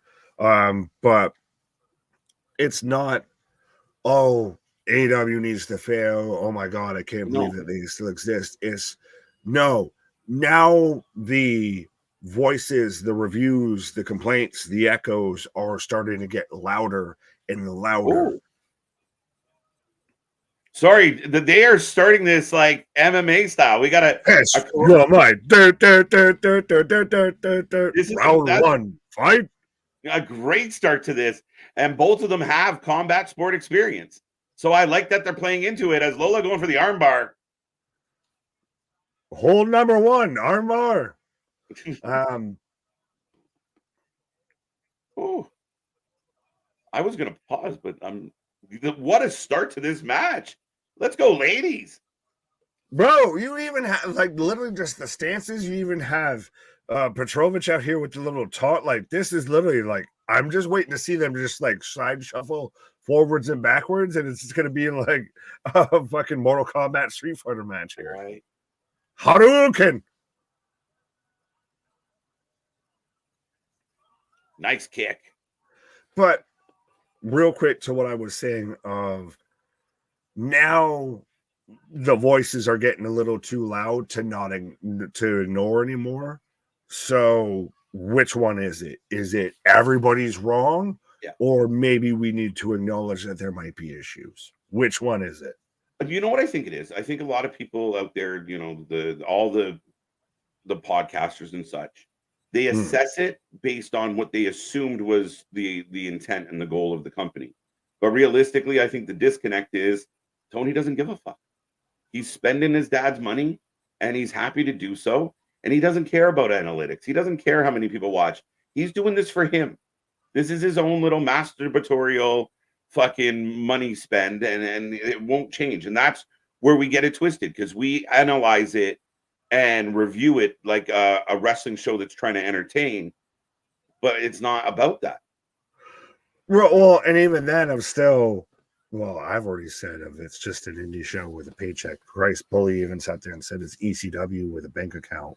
As now we've got Lola with a collar and elbow tie up here on Carmen here. But I think there's a difference in narrative with certain people and certain other people that do similar-ish to what we do, what have you, and I'll say it that way politely. Of we're not looking for favors. We're not looking to be out getting any sort of media scrum, anything like that. We're calling a spade how we call a spade on either side and everything, versus a lot of other people are like, well, how is, if I say the nice things about the nice man with the $1 million, maybe he will, you know, scratch my back because I scratched his and everything. Wow. By the way, Natty at ringside for this, ladies and gentlemen. And Carmen is showing up and showing out. If you don't know who Carmen is, that leg sweep was wicked. The follow-up kick was wicked. This lady has come to show tonight. And Lola's still going to beat her. I feel like this is the longest Carmen Petrovic match I've ever seen. I think she's only had like 3. Like I said, the future is bright, and from this angle, lovely. Yeah, we're getting a sharpshooter here. Turns it over. A sharpshooter with the tongue! Straight at Natty. And taps her with a sharpshooter and just does the Jade Cargo, the hat, right at Natty here. I'm anyone else? Caliente. All that worked well. At first, you had my interest. Now you got me intrigued. She just it's literally Lola's just like fucking Fortnite dancing in the corner of just like booty shake, booty shake, booty shake. I feel like Captain Hook with like the ticking of the clock when she's doing that, just like. Yeah. At first, you had me interested. Now you've got me intrigued. Hey, Keyshawn, get your own. Back off. Get your own sandwich. What? What the fuck does? Well, we got the Supernova sessions coming up next between Roxanne, when I see it's on site, Perez, and Fallon Kaka. Christ, I almost said Fallon Henley. Lyra Valkyria here. Yeah, I'll accept that, Boston. Some's got all the fires. 3-1. Nick, laugh my ass off. Fair enough. I was waiting for you once I said that to I'm like a bird. I was thinking about it. But I'll be right back instead. Bird Lady versus Sword Lady. That's what Cage is going to get in the bottom of, Chris. Is he's going to see, he's going to make sure that that's legal. Damien's 2-2 as I am in commercial break right now. So I'll remind everybody, we are the Wrestling for Life Network. We do this for anything and everything when it comes to pro wrestling. Trust me, we're on night 2, night 3. Depends on if you want to count Sunday for a WrestleMania week. And we're still just continuing to ramp up further and further. We had Monday Night Raw last night. Tonight we got the Go Home Show for Stand and Deliver. Tomorrow, Wednesday night, Dynamite. Thursday, we've got GCW Bloodsport plus Thursday Night Impact. Friday, we've got House of Glory taking on Wrestling Revolver, plus Supercard of Honor, plus SmackDown, plus Hall of Fame. Saturday, we're going to be here all day. You already know. Sunday, we got night 2, so 100% nobody does it like we do. So be a friend, tell a friend, like, share, and subscribe. You're doing yourself and you're doing your friends a disservice if you're not out there spreading the good gospel of pro wrestling here. Lola can slap the sharpshooter on me. Why do I keep calling it that way? The sharpshooter on me anytime. If that's how she's going to do it. Yeah, there ain't nothing wrong with a little tap out. 2-2. KJ took my advice. He's going to quench his thirst. Again, hashtag not sponsored. If Gatorade, Powerade, anything wants to sponsor us, especially for a Thirsty Thursday, we got you covered. That spinning back fist is some lethal sugar honey iced tea. Yeah, well, I mean, if only there weren't like 4 other wrestlers that do the same move. Christ, you had, well, it's not a spinning back fist, it's a spinning back elbow from Jericho with the Judas effect, and then you've got Eddie with spinning back fist. So, yeah. I've been hearing 25 wrestlers in total will be released. Ooh. Now, I will ask this while Cage is on a pause for the cause and we're in a commercial break, and while I'm going to try and, attempt to clean off my glasses, what have you. How do we feel about the recent quote unquote culling of the AW roster? On one hand, you never want to see anybody that's out of work, especially in the wrestling business and everything. But is this a needed thing? Has this been? There were people that were released respectfully that I didn't know were still on Tony Khan's payroll. I think the best thing that they can do, and it could be a sign of the times with everything going on, that we really need to trim the books where we can just to make up for this, that, and the third. Not saying nothing, but yeah. This is hotter than a chicken tiki masala. Shout out. Yes, TK released Stu Grayson and 8 others. Rock dropping the gospel on your candy. It took us as, yes.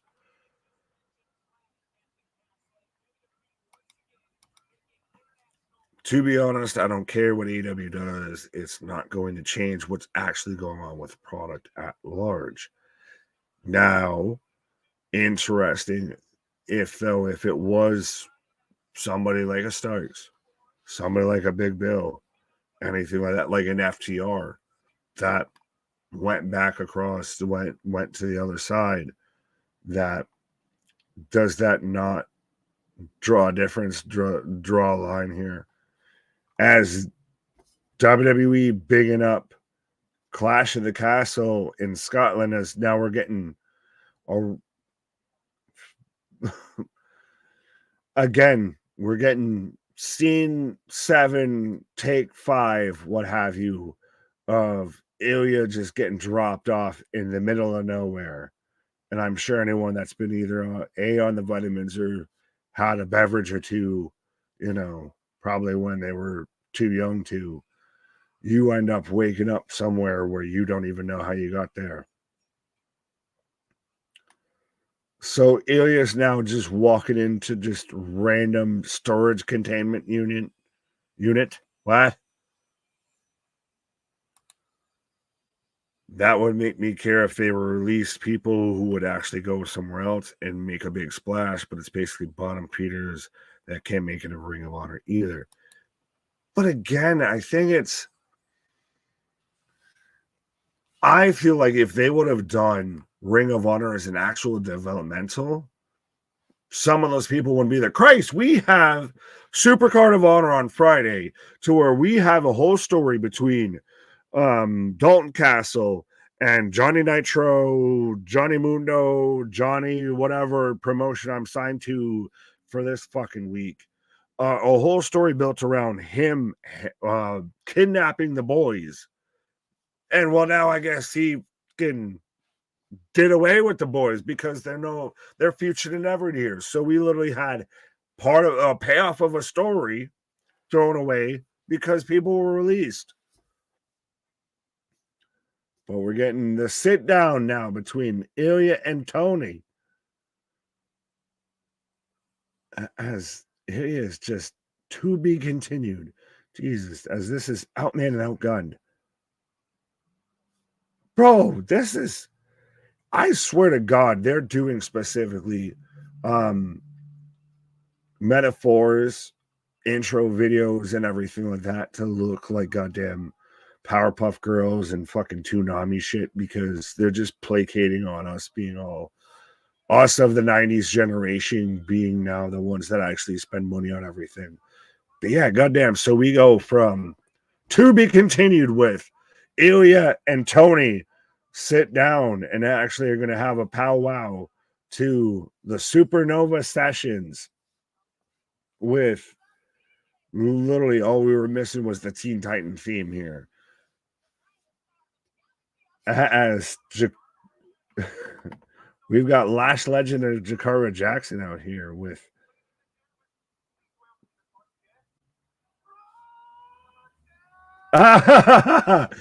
shout out to Noam doing the Roxanne, trying to, sing along. You can let me know who said it worse, who's saying it worse, me or No Lamb here. But yeah, so Roxanne Perez is the one coming out, and she's been teasing this heel persona for the longest time, and now that she's kind of fully embracing it, I think everybody's kind of here for it here.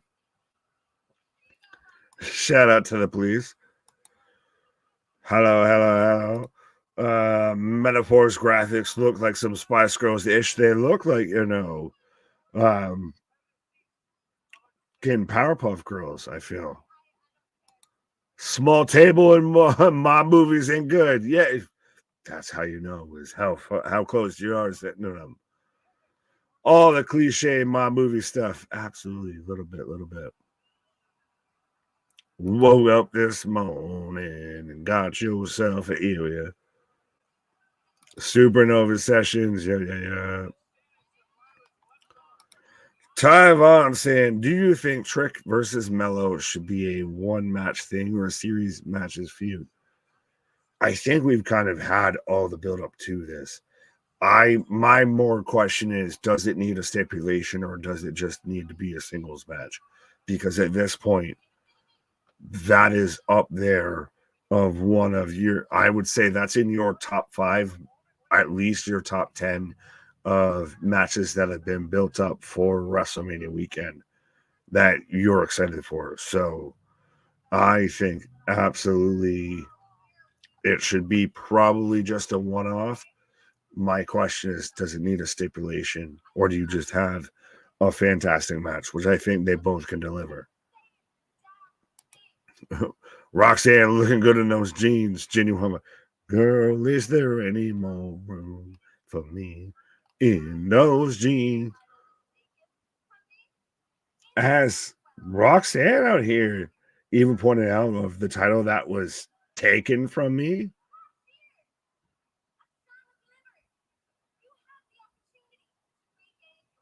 Lyra out here. Why is she even holding the mic like a claw? Like, why is she doing this, holding the mic? Metaphor got the 100 grand. Yes, absolutely. Absolutely. Do you want ants? Because that's how you get ants. She has changed the jobs, and I can tell where you're looking. What is this? Roxy wear them jeans every day. What? What is this? A school for ants? What? Do you want Canadians? That's how you get Canadians.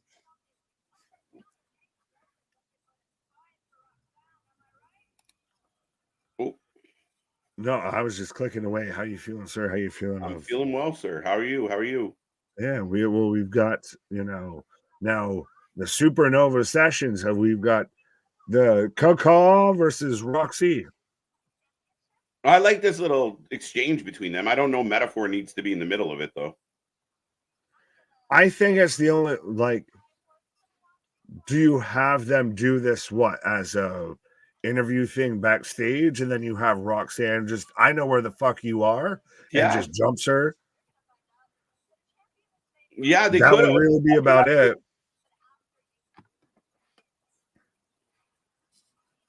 I'm not losing anything. Okay. Yeah, there's just 4 people in the middle of this conversation. Like, it's like an awkward party. Yeah, well, yeah, this is, super hot fire of just, oh! Right.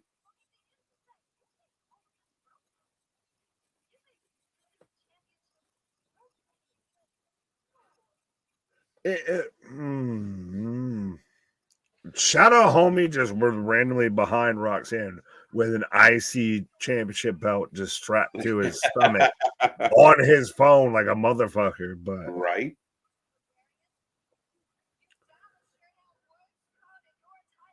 Is this more interesting than other promotions, women's world title pictures they'll set up? Say that again?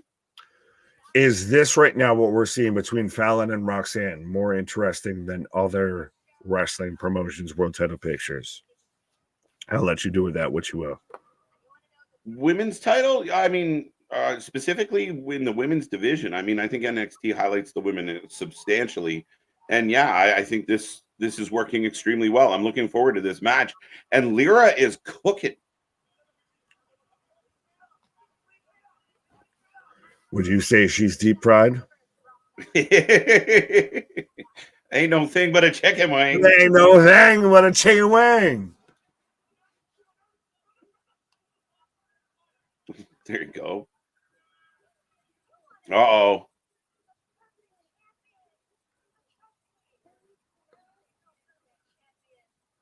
This metaphor literally looks like they're having a sleepover and everything. It's like, yeah, we're it's just like gonna invite the two popular chicks that don't like each other. Yeah, watch them fight. When the party's going just completely fine, everyone's chilling, and two of the girls break out in an argument. Oh, for once. Oh, Roxanne's winning. Yes. Oh, through the table. Through the coffee table.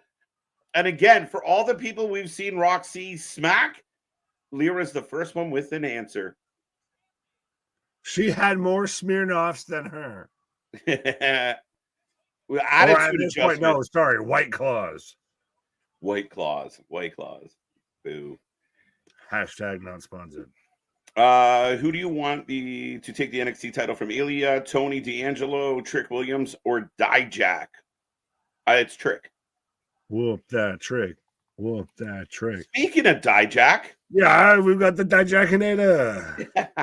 I was going to try and be the Posinator, but I can't be now because we've got the Dijakinator. Legit was going to say, the Posinator is upon us. No, pause. Lyra is a Vulcan. That's why her hand is doing that. Is there a bird claw? Yeah, well, no, because, she was holding everything like this. I'm like, why the fuck are you doing this? I was like, caw. Exactly. We call you Bird Lady. You're not an actual bird. Right? Metaphor would have made sense if Lash was actually in the match. Now I feel like, it was silly for them to be there. You could have had like again, it is what it is, but they didn't need to be there for what happened. But it was a good segment.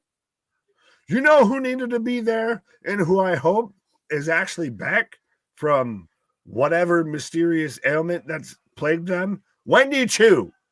She could have had the sleepover fucking sessions there. Right? The narcolepsy has killed her. Like she is no longer. She can't wake up for the fuck to show up for shows.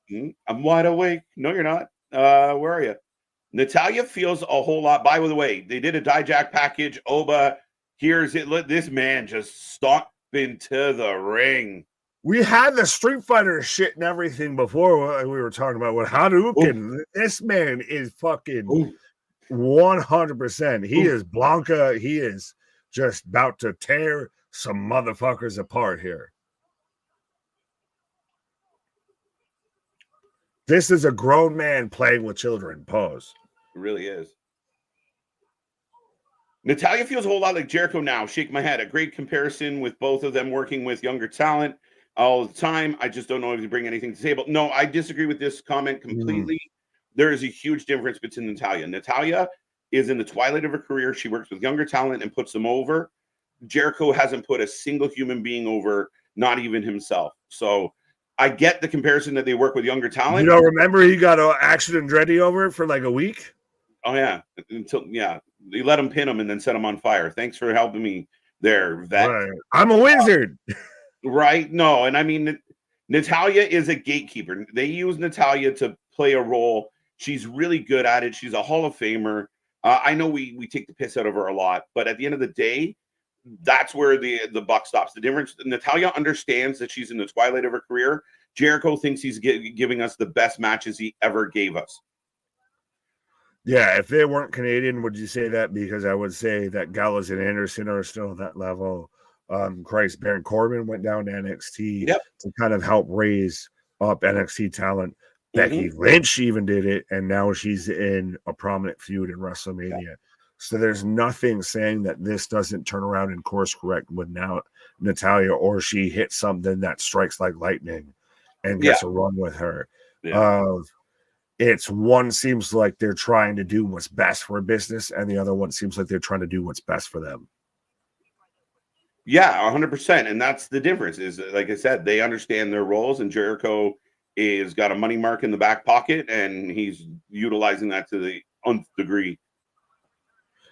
I like to sing about the sun and the moon and the sun. This show so far isn't giving me any reason to tune in to Stand and Deliver. Obviously, I will, but so far there's nothing. This is another boring show. Ooh, Boston, I don't agree with that. I think the opening match was a lot of fun, even though we didn't. I can't take marks off the match because I didn't like the finish.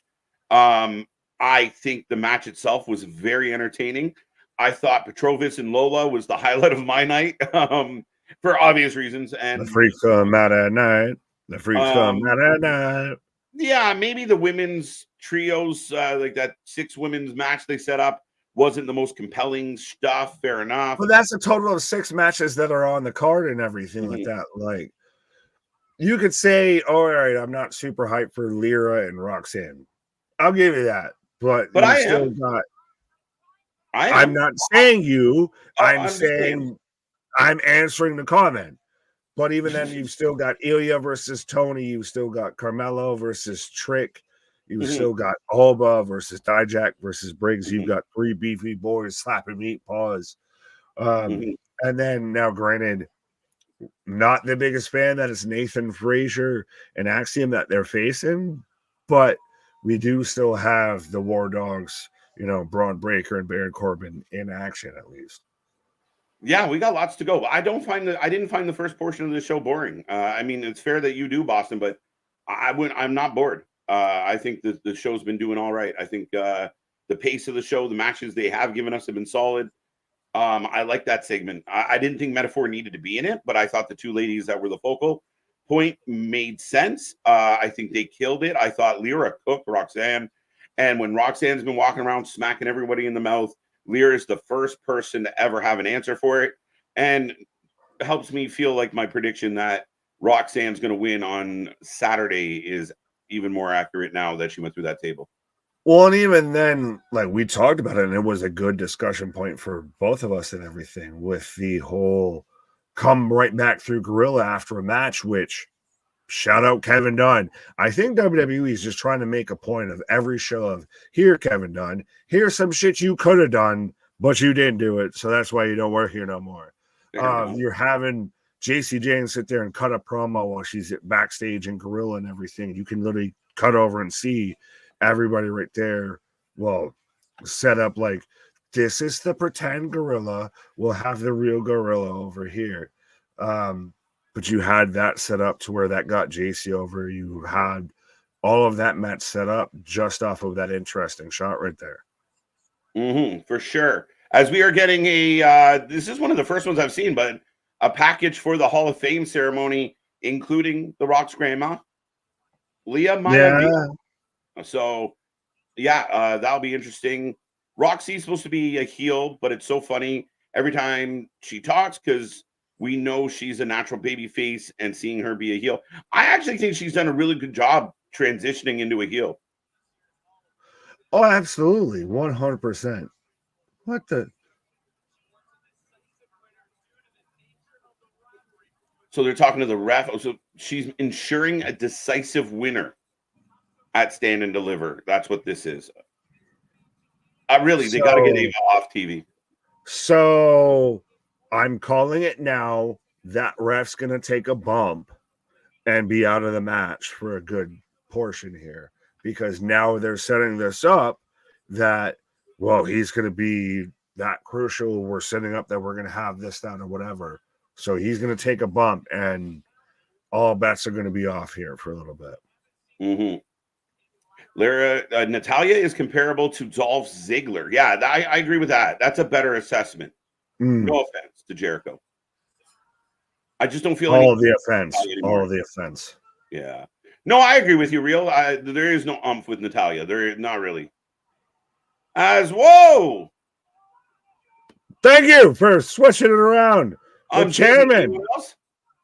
We are not getting an Oba match tonight, apparently. Oh, maybe we are. No, he's gonna just roll him in, and I'm gonna pin him. The chairman taking out Joe Gacy. Get him. Oba for the win. Yeah, if anyone's not picking Oba, sorry. I got Obi. Why aren't you? Obi Femi. Real name, no gimmicks. That commercial got me jacked for McNeil. No one said that in a long time. No, Diddy said that. Did he do that? Did that? I'm surprised they got him off the lap for the time being. Oh. I see Obed on the main roster by the end of the year. Larry, I think we agree with that. He could definitely be fast tracked. He is a beast. Oh, absolutely. Christ, we were talking about ways that you could have fit him on the WrestleMania card this year. Mm-hmm. Right. This has been so far one of the best NXT shows this year. In February, we got a lot of dull episodes. The last three have been getting good. Have been good. There we go. I like this show, and I know Boston followed up and said it's just not a huge fan or he doesn't care. To each their own. I mean, we've watched a lot of NXT, and we did go through a lull in the beginning of 2024 where there was some really mushball fucking episodes. This has been really solid. Oh, yeah. I was the one that was out there publicly saying of this to me was the most consistent wrestling show out there. And then they proceeded to make me eat my fucking words with that, with a lot of really hit or miss, a lot of, yeah. And now it's really starting to hit this groove. Like, even if Stand and Deliver wasn't this week, it's hit a groove. Yeah, it feels good. How did Natalya put anyone over? She beat Lola. Lola's still feuding with her, and I think Paul, you have to go back, buddy. She's got, over a decade of wrestling experience, and I would argue the last 5 years, she's put a lot of women over. A lot. How did she put anyone over? Only references the last match on NXT. She hasn't put anyone over in the last 2 weeks. She hasn't put anyone over in the past week? What are you talking about? Who here are R&B rap fans? I think we both are. There ain't nothing wrong. No, that's not it. No, there's a lot wrong with that, actually. Yeah, a lot. She went through the table. I'm looking forward to Roxanne and the Bird Lady at Stand and Deliver. Yeah, I think it's going to be a good match. It might surprise us. This is actually, speaking of surprises, this is surprisingly turned out into a match here between Joe Gacy and Oba Femi here. Gacy's been fighting back, step up Enziguri right now. He's toppled Oba. Oh, Saito suplex. What I like about the exchange, a couple of the exchanges here with Gacy. Oh, going for the. I'm not calling it lion salt. Lion salt. Can I call it a manatee salt? There you go. There we go. I was trying to it's a panther salt. I was trying to think of a heavier set feline, but I couldn't come up with one. And he just chucks him. That's one of the most impressive things with Oba Femi. He takes grown men that are literally like our size and just fucking hucks them. Yeah. Listen to the crowd. Now he's supposed to be a heel, but the crowd is getting behind him. Wait, what? What? And the crowd goes silent as Oba just. Did they just cut the audio out? Because I feel like I could hear people, I can see people probably that would be making noise. And they're just like, nah. So the ref throws up the crosses, which I feel like is a Fabi thing to do at this point in history. It's so awkward to do that when it's not legitimate. Yes and no. I'm surprised how that ended. I'm curious now. There's Tatum right there. We got Tatum. Channing? But no, to end it that way, because not for nothing, but I mean, either that toss is the most devastating move that exists in pro wrestling, or what the fuck just happened there? Because it was going at a clip, and then it just, we're gonna slow this down, Well, way down. it was an e-brake for sure. Like I see what you're saying, and definitely a flat end, but like, very interesting. As next week, Ariana Grace versus Ren Sinclair In a battle of the lip inflations. What? Trick Mello has the potential to be the best match in NXT history, knowing the history of the black male wrestlers main eventing. Okay, two different thoughts there, but I think just unto itself, regardless, it has the potential to be one of the best matches in NXT history. The build has been outstanding, the high anticipation, high desire to see this match. And again, I think regardless of any other aspects, this has the potential to be one of the best main events ever. Just go and watch that video package, that whatever package that they called it together, that they showed bits and pieces of throughout the show last time, to where this feels like an actual friendship torn us under. This is the closest we've gotten to Johnny Gargano and Tommaso Ciampa going at it, I feel. Yeah, kind of. I mean, I think that heated, deep-rooted, we were once friends, now we're enemies. This is personal. They can't even go to the same barbershop anymore. They can't. They have to figure out where they're going to get their hair cut and shit. Yeah, Trick had to go see Cube. What's up with that? Right. Roxanne still needs help with promos. Yeah, maybe not the strongest of promos. Maybe not the strongest of promos, but again, that's what this, the development side of NXT. We see it with Lexus King, right? This guy's still trying to figure out who he is. And like they really don't quite have it down pat yet. Right. But speaking of down pat, yes, did a motorcycle just go by? Yeah, probably right by me here. Riding through this world. All alone. There we go, folks. We are rolling along. We are in a commercial break. I will take a moment to remind everyone out there, make sure you hit like, make sure you hit subscribe, make sure you hit share. If you want, take our link, drop it anywhere that people are talking about wrestling, and let them know about the Wrestling for Life Network. We are working all week long. This is a busy one coming up. Tomorrow is going to be a fun Dynamite. We'll see what Tony has in store for us. We'll see how that all plays out. But then Thursday, we're here for Bloodsport in the afternoon. We're back for TNA Impact. Friday, we're here in the afternoon as well, as we will bring you Wrestling Revolver versus House of Glory in Philadelphia. Going to be a great show. And then we're back for SmackDown Supercard of Honor, the Hall of Fame, maybe a little bit of Rampage. We got all the things going on. Saturday, our Mania Marathon, 11:30 a.m. Brunch with the boys kicks off. Brunch is going to turn into lunch. Lunch is going to turn into dinner. We're going to be here all damn day, 10 plus hours live as we drive. We want to push for that 5K subscribers. We're just past our 4K milestone. We want to get to 5 super quick. So make sure you get in that chat. Be a friend, tell a friend, like we always say. And don't forget, we're here Sunday, Monday. We're back for the Raw After Mania. Next week, we'll be here for NXT After Stand and Deliver. The content is hot and heavy. There's more coming your way. We got a bunch of our predictions out. And make sure you go check out our shorts as well, because we got more coming your way after a little bit of a lapse. After Mania, we will have some programming notes. We're working on some content. We're working on some ideas, and some other shows might be returning. So stay tuned. As always, we're always evolving. We're always growing. We're always changing. And we appreciate everybody out there for being a part of all the fun that we bring. But good, like I said, I think tonight's NXT has been solid so far. We got a little bit to go. The ending to the Oba match was a little odd. I thought the match was going well, and I love that the exchanges between the two guys, they looked like a fight. It didn't look clean. It was a little bit clunky, but not in a bad way. It didn't look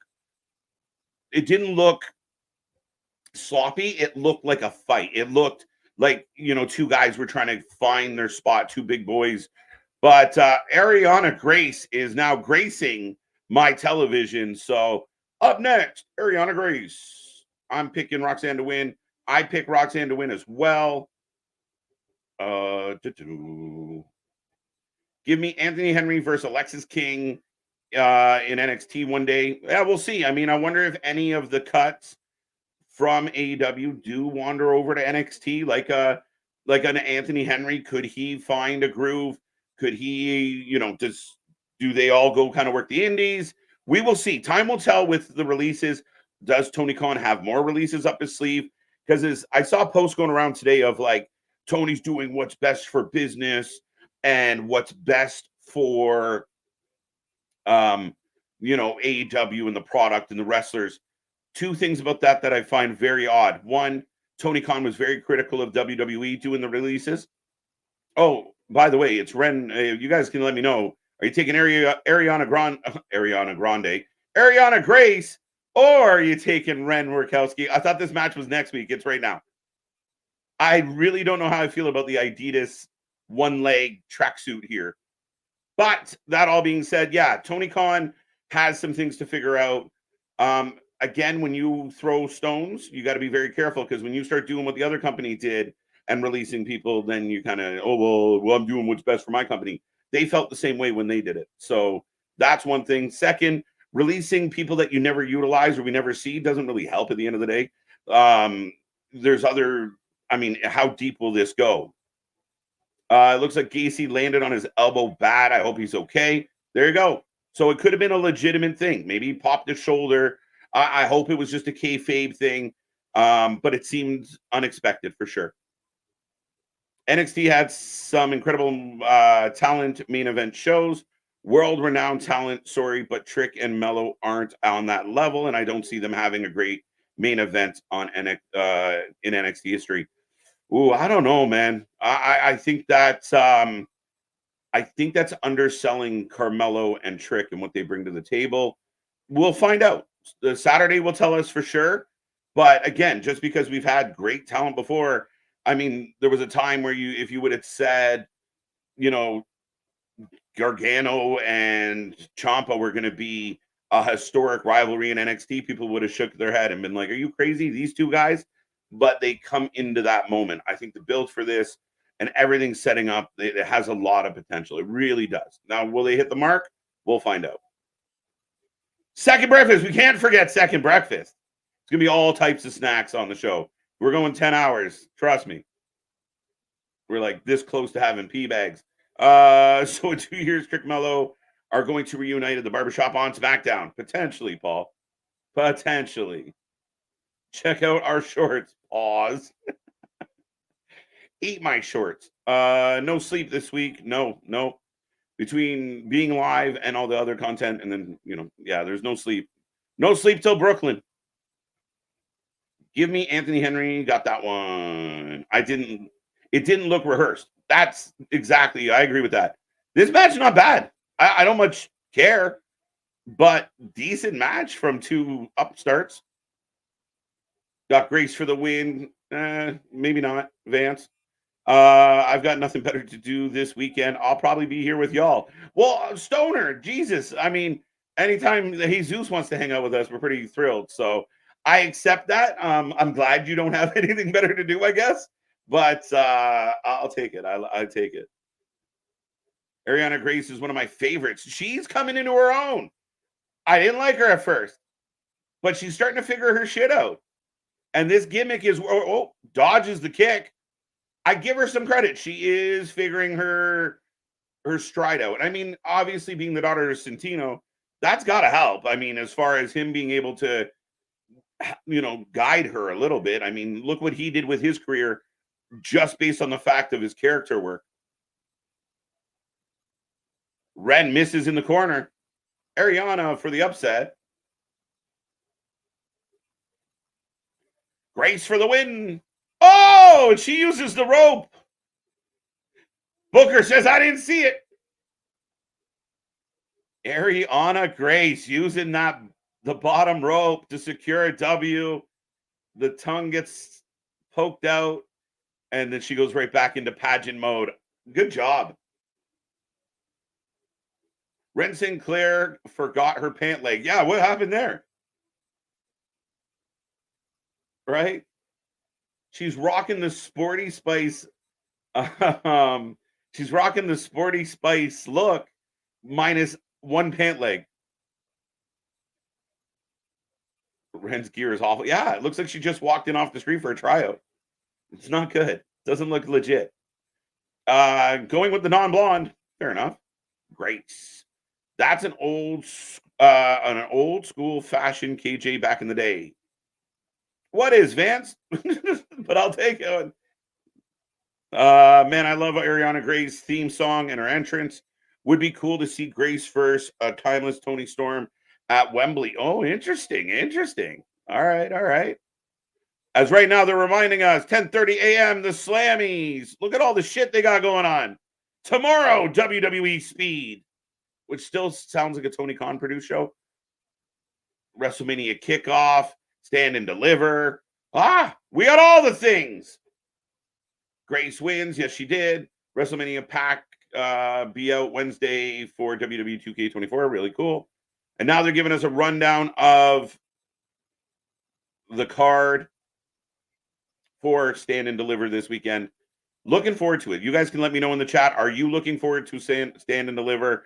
Are you excited about the card? Is it something that you're looking forward to? Are you just, not that excited, but hoping it turns out? Let me know. What if these folks wanted to release? Now, that is a good point, pal. If they were being underutilized, and I know Stu Grayson had an in-and-out relationship, yeah, maybe. I mean, did all of them go to Tony at the same time? That's the only thing that makes me think it was a mass kind of layoff, was that the idea that all of them were like, we want out. Maybe they all got together and said, let's force this guy. I don't have any problem with the company releasing anybody, just for the record. It's about business. I've been laid off before. It happens. It sucks for the people that have to deal with it. But at the end of the day, the company is doing what they think's best. If you're not going to utilize the talent, let them go out to the indies. Let them go to NXT tryouts. Let them try and find their way. And I could see one or two of them being like, listen, Tony, this is stupid. Can we leave? I wish they were doing a traditional North American title ladder match. Guys like Spears, Lexus, Gacy could be included. The triple threat feels random. Yeah, maybe. As we transition to a Sol Ruca, I suddenly want to go swimming. Sol Ruca in the house. But yeah, I mean, okay, but I kind of didn't mind how they built to the triple threat. They had to earn it. So I see what you're saying. And a little bit random, but again, they're selling it on 3 big beefy boys are going to get in the ring and bang it out. Pause.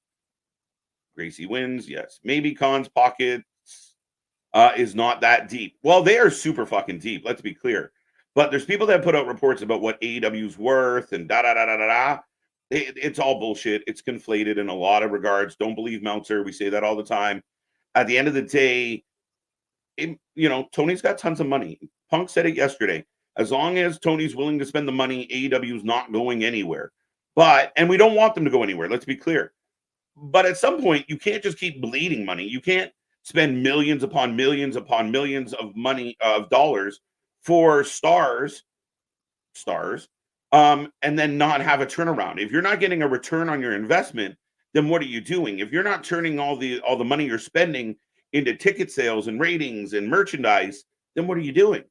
So maybe that's it. Like, Tony's got his inheritance and he's just going to keep spending it until he can't spend no more. And that's the end of AEW. That's the history of AEW. Truthfully, I don't want it to go anywhere. We've been down that road before. I do not want the WWE to have a monopoly on the national level, but I don't know what Tony's plans are. Maddie's gear is awful, but that's what makes her unique to her. Being uniquely awful. Fair enough. Become iconic. The more I see it. I mean, I think of you guys like Bam Bam with the flames or Kane with the mask. We can't compare Ren's shitty attire to the flames or the Bam Bam. I don't know. Again, it is a unique look, but I don't know if it's a good unique look. I'll tell you what I want, what I really, really want. So tell me what you want, what you really, really want. I want a hut. I want a hut. I want a hut. Zigga. Bow, bow. What? I don't know. I feel you. But sorry to go. Piggyback even off of what you were just saying. You got so caught up in singing. You forgot. Yeah. Oh, trust me. You mentioned a lot of things. I want to start singing all the things. But even with like what you were talking about with Tony Khan, like Christ, doing what we even do. Like if you don't start to eventually see a return on investment, see anything that shows a line of progress, like when do you just start to admit you're just throwing money at the wall and hoping it sticks? Yeah, and again, is it that he's throwing everything against the wall and hoping it sticks, or does he not care if it sticks? Right? He's the kid in the sandbox playing with all his toys, and he doesn't give a fuck if it's raining, if the toys are broke. He doesn't care. And again, where we talked about him being critical of WWE making releases, he was also critical of the WWE hoarding talent once upon a time, and it feels like he came along and became that. I'm just going to buy all the toys. I don't care how dusty and shitty they are. He's a great action figure collector. He's the bestest. Well, I like this from Ophelia saying, "Oh, good, I made it in time for the Spice Girls sing-along." Good timing. There is a special part in my heart of to where anytime I need to get my good lady into wrestling or anything, I just bring up the whole, Batista. I'll tell you what I want, what I really, really want. I'll tell you what with Triple H. I want a hook. Well, Nick, from the Spice Girls to the Goombas, we are at the dinner. Look at this. I'm telling you, Ilia needs backup. He needs an equalizer. He needs Denzel Washington. Right. NXT takeover's greater than stand and deliver. Is this just John Wick of like we're waiting for Tony to about it? It's not what you did. It's who you did it to. Right. Do you know what this place is symbolic of? He's like, we're in the back room of the Performance Center, dude. Bro, why are they on the smallest table? Like, it's intimate. We've seen them have bigger tables at the Olive Garden that they eat at and everything. But this is the smallest table ever. Right. That was definitely a good cheat pin, by the way. I agree. That was a cool move. Maddie was good in NWA. Glad to see her getting a chance in NXT. I like Maddie. I just don't like her gear. I think it's shit. She's out there. Woo, woo, woo. Right. You know it. Many men have wished death upon me. Upon me. What am I, darling? I can see.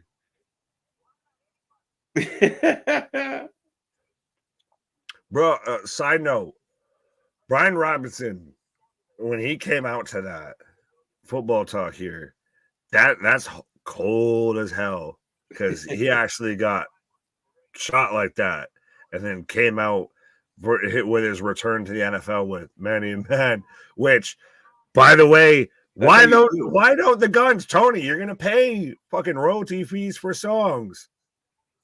Just send 50 of the Diddy tapes and he'll let you have many men. You're good. Right. So is this exchange helping excite us for the show, for the match? That's why I'm watching this. This is like, I mean, it's intense. It's theatrical.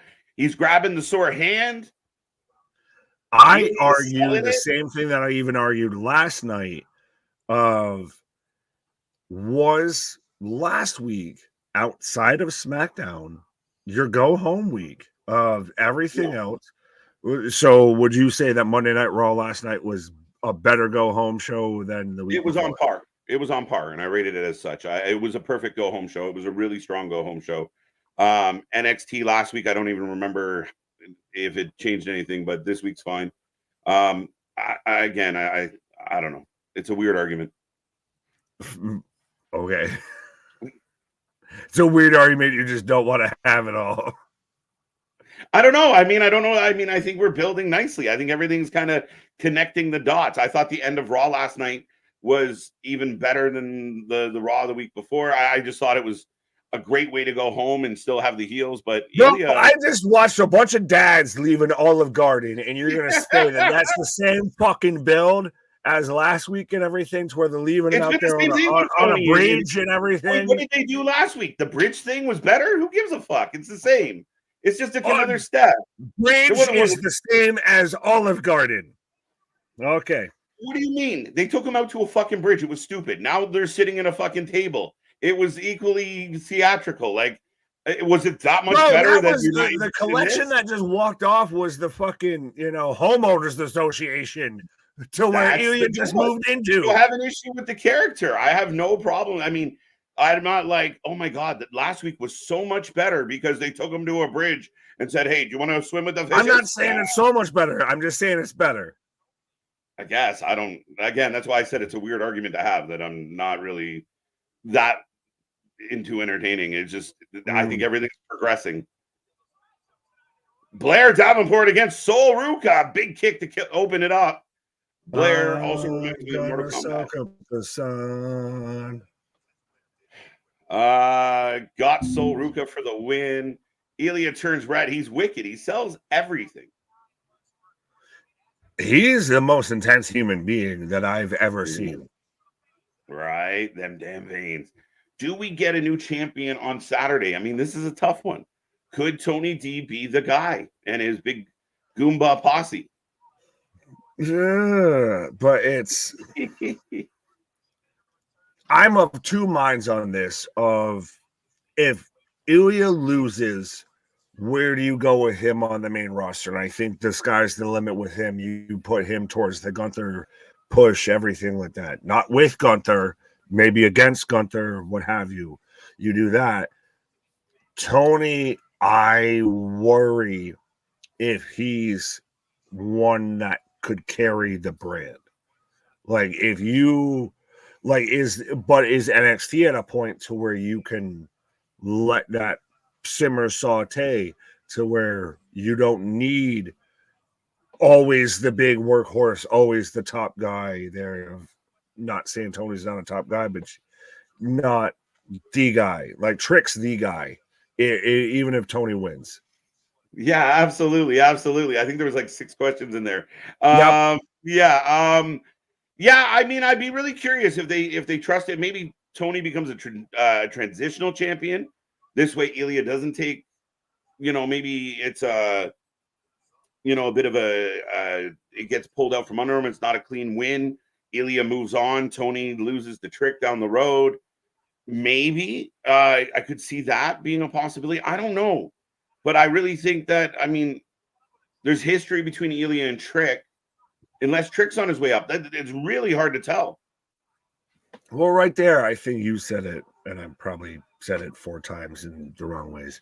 But to where there's that history already between Ilia and Trick. And I think if Trick became champion off of Ilia, it really validates Trick as champion. It's definitely got a better vibe to it, a bigger vibe to it. But Sol Ruca into the stairs as both women are on the outside. Send and Deliver has elevated talent into superstars like Asuka, Charlotte Flair, and Mandy Rose to Carmelo Hayes, Tony D'Angelo, and Braun Breaker, who will step up on Saturday. I think we've touched on a lot of the names, but there's a lot of potential there on, for Saturday to be kind of star-making moments. Whoop that trick. That's a big one. That's going to be a crazy main event. I think that could arguably be main event of the weekend. Yeah, it could be. Do you all think Blair is underutilized? Maybe a little bit, but she's also been in and out. Injury's been a part of her stop and start. So I think there's room for Blair to do more. But again, she tends to put over baby faces pretty good. If we didn't know Blair outside of the WWE, I wouldn't say that she's been underutilized or anything. I think it's one of those, knowing what she was as B. Priestley and everything beforehand, you can say that. With what they've presented, she's shown the potential and everything. But I want to see her fleshed out more. I want to see more development in that character. Yeah, I definitely could see more of her. Definitely. Again, a bit of stop and start, a bit of, she shows up, kind of messes with. I'm wondering how much they really wanted that Nikita program. Nikita gets hurt again. So then she's kind of back to the drawing board of like, who's next? But Ruca's out. They had to wait for Ruca to come back in. So, yeah, I mean, it's been unfortunate for Blair. I want the whole world, presents and prizes and sweets and surprise. Well, how do you feel about the whole Nikita thing of Nikita is a thing, but also still she can't last longer than maybe 2 matches, it seems. It's something that's got to be worked out. Like, we got to understand, like, I'm sure she really, really, it's some bad luck for sure. But if she can't stay healthy, then again, it's going to be very hard to pursue this type of, career. Well, or at the level that they were pushing her at, because we've even seen that in any sport, hockey, football, what have you, of somebody that's got all the talent in the world, but just can't stay on the field, stay on the court, stay on the ice, what have you. Yeah. And so, all right, so maybe now we dial that back. And then if you build back to there, great, fantastic, but let's not set that line there. Yeah, I mean, we gotta, again, like some people suggested, Chris saying, put her in a tag team. Maybe that will help minimize her risk and exposure. I don't know, but I mean, time will tell. As we're back, by the way, just completely hit me like a ton of bricks with this one. The main event. We got not much left on the show tonight, so this is our main event. Main event? Yes. What? Let's go. Now, again, though, does this, I know we've kind of talked over this a little bit, but does this NXT feel like, as much as it is the go home, the pre-show for Stand and Deliver, of we're getting all matches that have been built up, have a bit of story behind it outside of like, we're just getting matches thrown together of, hey, we're building towards next week here. Like B Priest and Sol Ruca just returned. We set up this whole feud between her and B. I think they're using the opportunity to highlight 2 of their women. But again, Whoa! Wow! Suplex spot on the outside. Both women topple over the rope to the floor. But yeah, definitely with it being the go home show, we're not going to dive too deep into, we're not going to don't be grabbing at that. They could. I mean, I think we'll see an influx, John, as far as Ilia, Carmelo. We were trying to figure out what's going to happen with Trick. Is anybody else going to move up? Are the Wolf Dogs going to, Braun's transitioning? So I think he might lose the titles on Saturday. Christ, what's going to happen with Jade? She's going to be on the WrestleMania main card. Wow. Two go. Get that springboard off one foot. She didn't put that sore knee down on that. If you watch that, is because she's holding at the knee that's in the brace and everything. So on one hand, I get you're always going to go to that. Wow. It's the Rollins thing. It's the Stone Cold Steve Austin thing of once you show that there's ever a weakness there, you've got to kind of constantly sell it. But like, if she goes that Nikita Lyons of just always down by something, it's going to be bad. Yep. At what time is Stand and Deliver Eastern Time? 12 noon Eastern Time. We will be live at 11:30. The pre-show kicking off our Mania Marathon on Saturday. So be there. Right. Tony D won't truly be the dawn of NXT until he wins the NXT Championship. That's the question, Fred. I like that. I mean, again, could he be the dawn of NXT? Wow, that's better than our other finisher.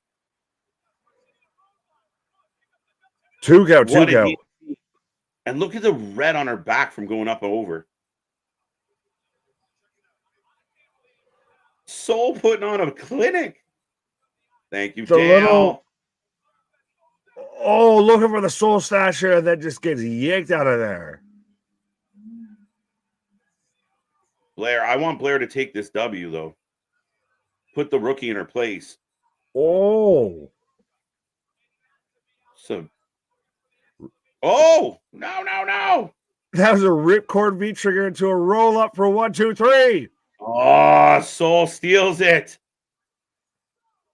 Soul, Ruca, and Tyler Bate are together. Is she not like 11 inches taller than Tyler Bate? Good for him. Climb that tree, bro.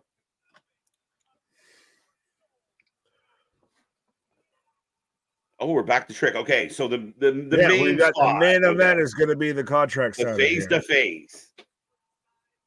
That was a good match, though. Yeah, and I think Trick is going and visiting Lexus's barber here.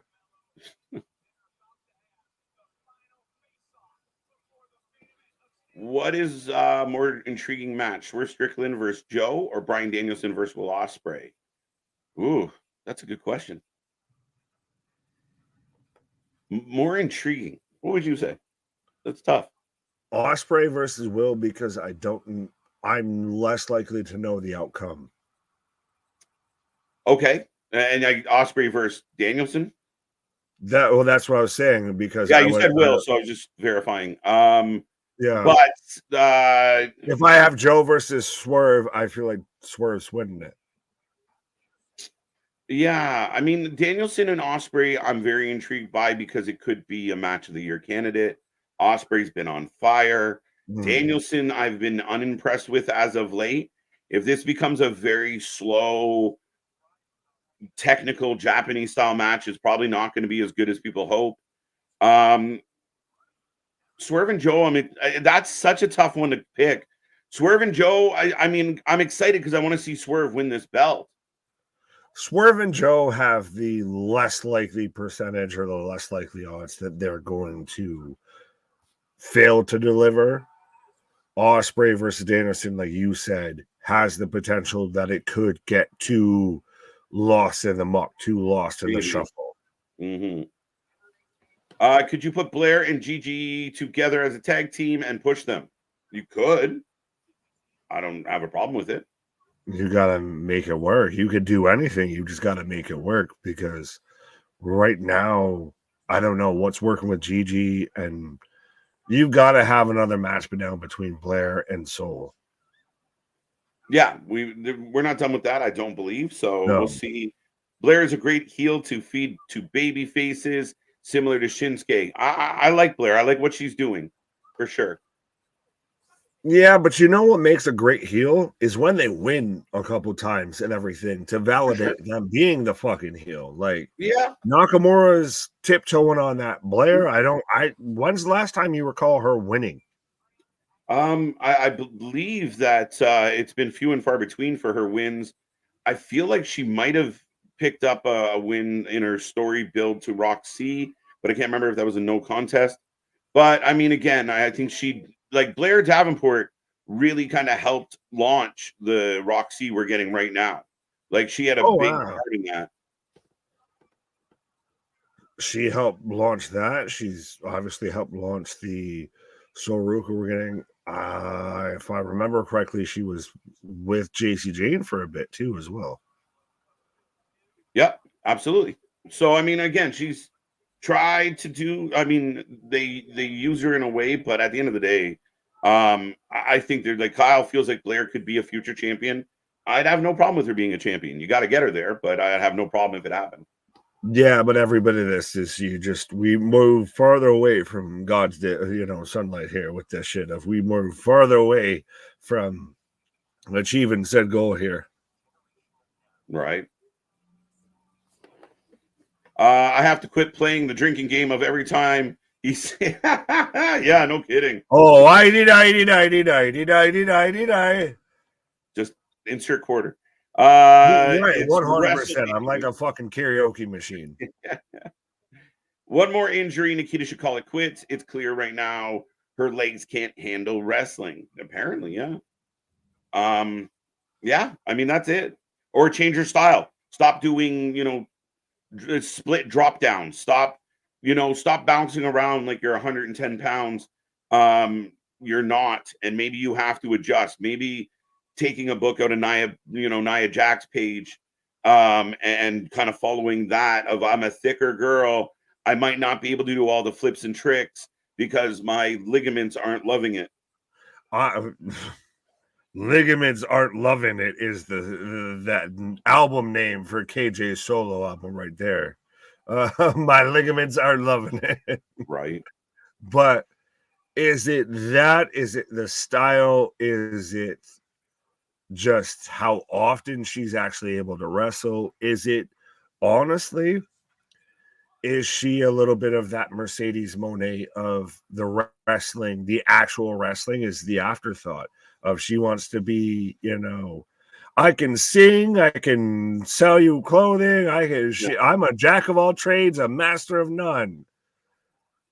Right. Yeah. But when it comes to wrestling, I can't quite figure it out. Oh, we got the NA champions, the whole match in the back right now. Dijak, Briggs, Oba. Oh, and one more view of the stiff upper lip. Tricamillo face off after. Where the fuck did Joe Gacy come from?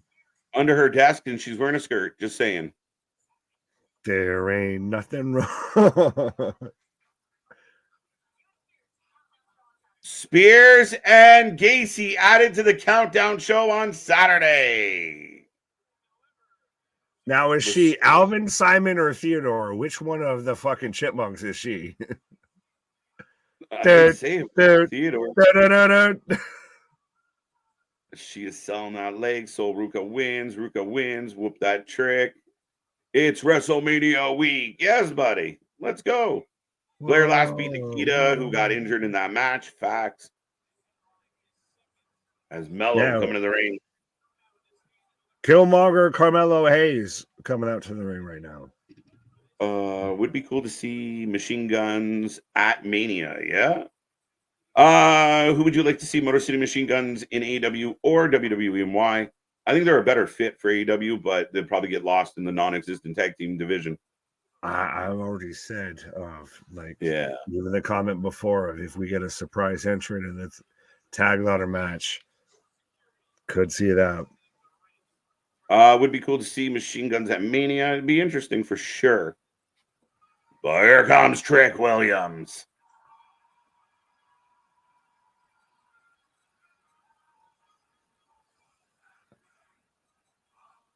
I feel like for half of a second he changed his song because we had all the trumpets at the beginning and everything. I like it. I almost thought it was gonna be I told you long ago. Because they got that vibe.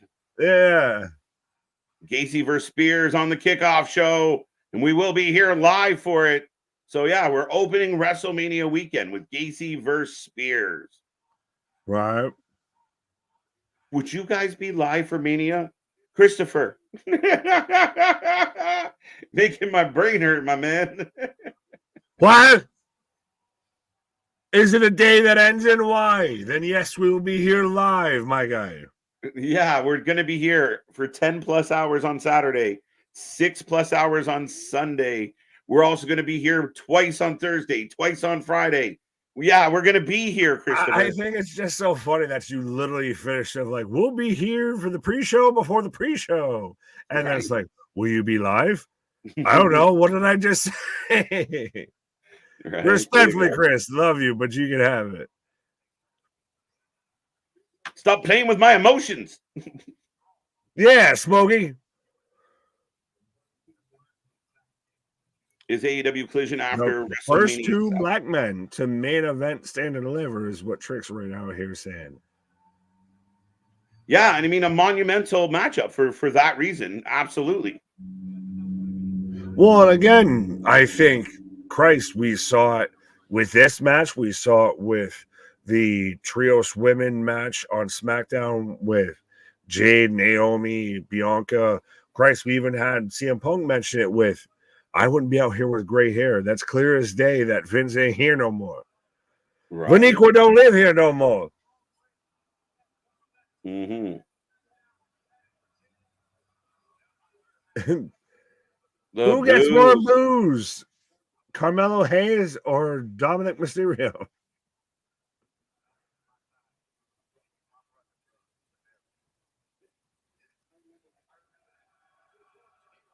Everything Carmelo starts to talk, just boo, boo, boo.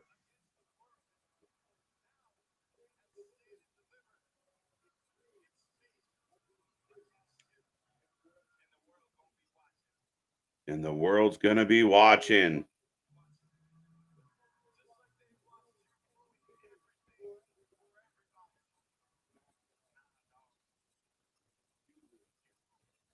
You ruined it. You ruined everything.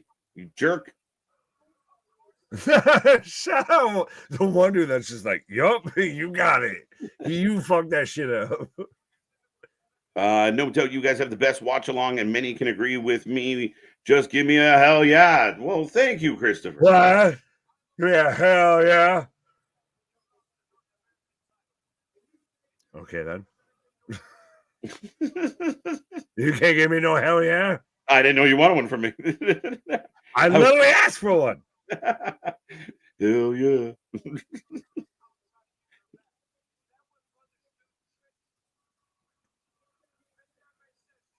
Oh.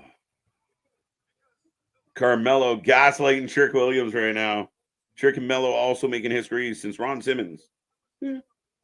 Facts. Yeah. Appreciate you, Damien, but that's a topic for another day. That's a topic for Friday.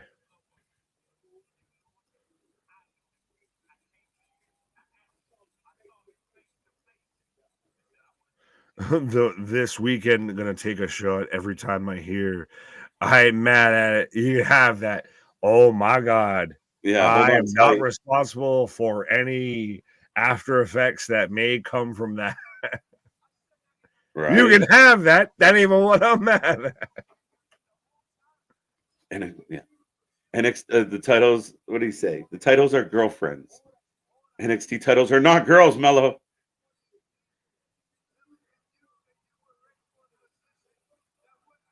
Whoop that trick. Whoop that trick.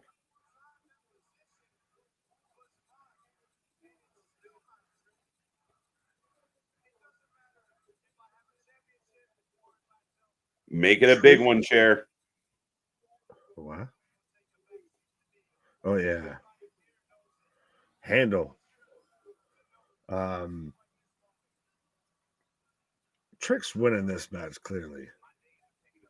I got Trick, yeah.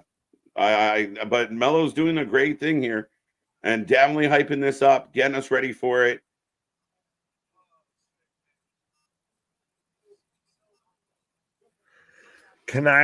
Is this more honestly Carmelo's along for the Trick ride, or like that this is truly the on par? Like, has Carmelo kind of sunset on his, uber prominence here? Because I feel like Trick's kind of passed him on that level of where you go anywhere right now. You have it on a SmackDown, you have it on Monday Night Raw, you have it on NXT. Whoop that Trick. Whoop that Trick. Like, would you get a bigger pop right now if Trick showed up on a main roster or Carmelo did? Trick might be at that point. Trick has come miles. Like, Trick is definitely, that's what makes this so intriguing. And even what Carmelo's saying, that was my spot. You used to be so humble. And Trick's like, hey, it is what it is, man. Like, my star shot through the roof. I'm sorry that if you feel, pushed back by my progress, but that's the way it is. Right.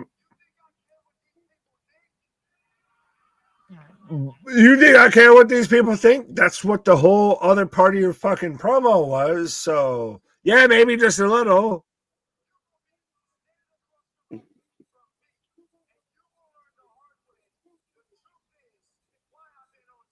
Sup? Trick has the tools to be a star. Mello is destined to be lost in the shuffle. Yeah. Is that determinant, though, just on stature? Stature is a part of it for sure.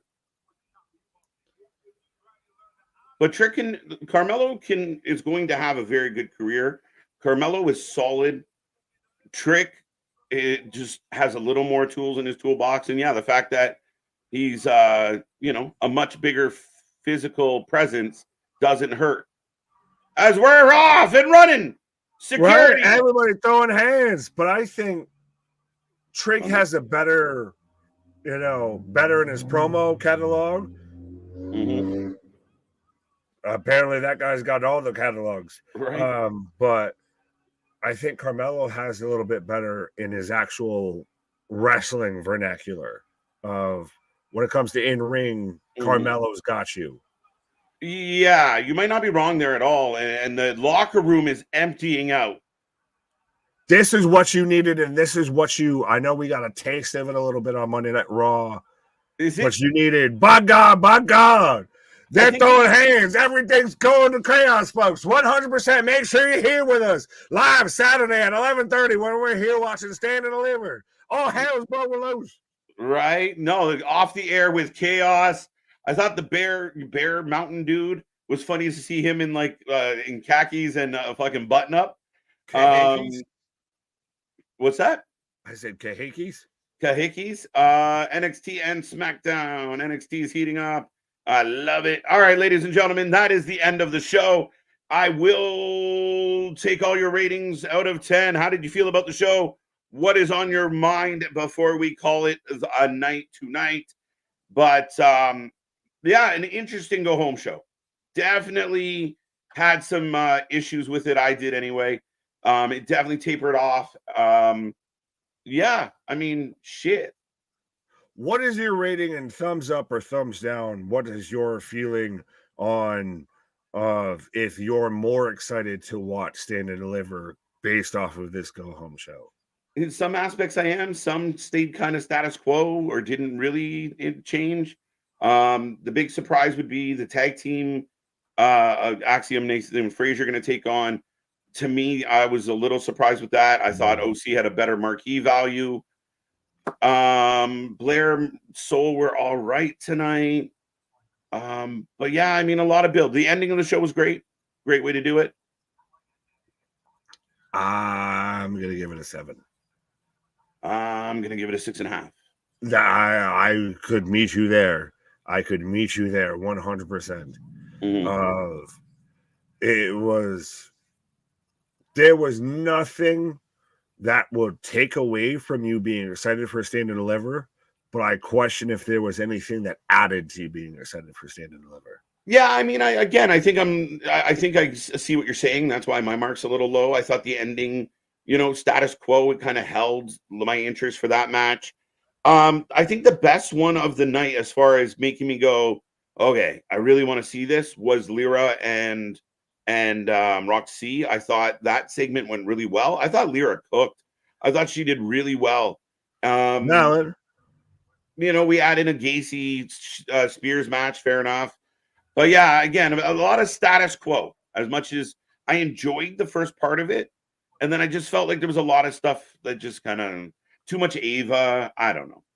I would argue most of what gave me out of tonight, like, I almost feel like I'd rather retract a point because we got Nathan Frazer and Axiom versus, like, that's not what I want. Yeah, but I can't minus a point based on the team. Oh, I know, and I get, well, hear me out.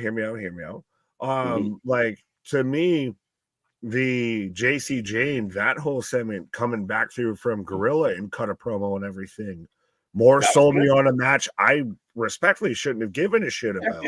Fair enough. And everything going into this whole show. And now that might be one of the matches that I care more about than anything. Like, there's obviously going to be enough that you pay attention to that you want to care about when it comes to Stand and Deliver.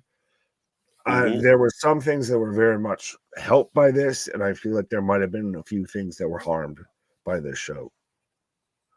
Yeah, I don't know. I don't necessarily feel harmed. Anything was retracted. I don't think there's any match that I was the tag match.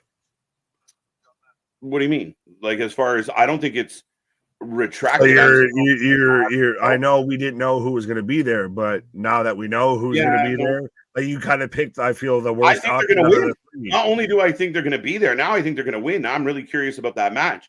It actually has a little more intrigue in that sense of the team I didn't expect to make it, made it, and now could they actually pull off the upset? I feel like any team that would have went there would have won. Like, maybe. Just being said, even if it was the OC, what have you, I think it's almost a little bit of, out of all the options you picked, probably the one I'm least excited. Like, I know it'll be a great match. So then that's all you need. That's the one that's the option I feel is most likely setting up for a retention. Yeah, but you just said whoever won out of the three we're going to probably win, but now you think it's going to be a retention. So I'm a little confused. 7.85. Don't worry, I'm just as confused as you are. Yeah, 8 out of 10. And Mello doesn't remind me of Seth either.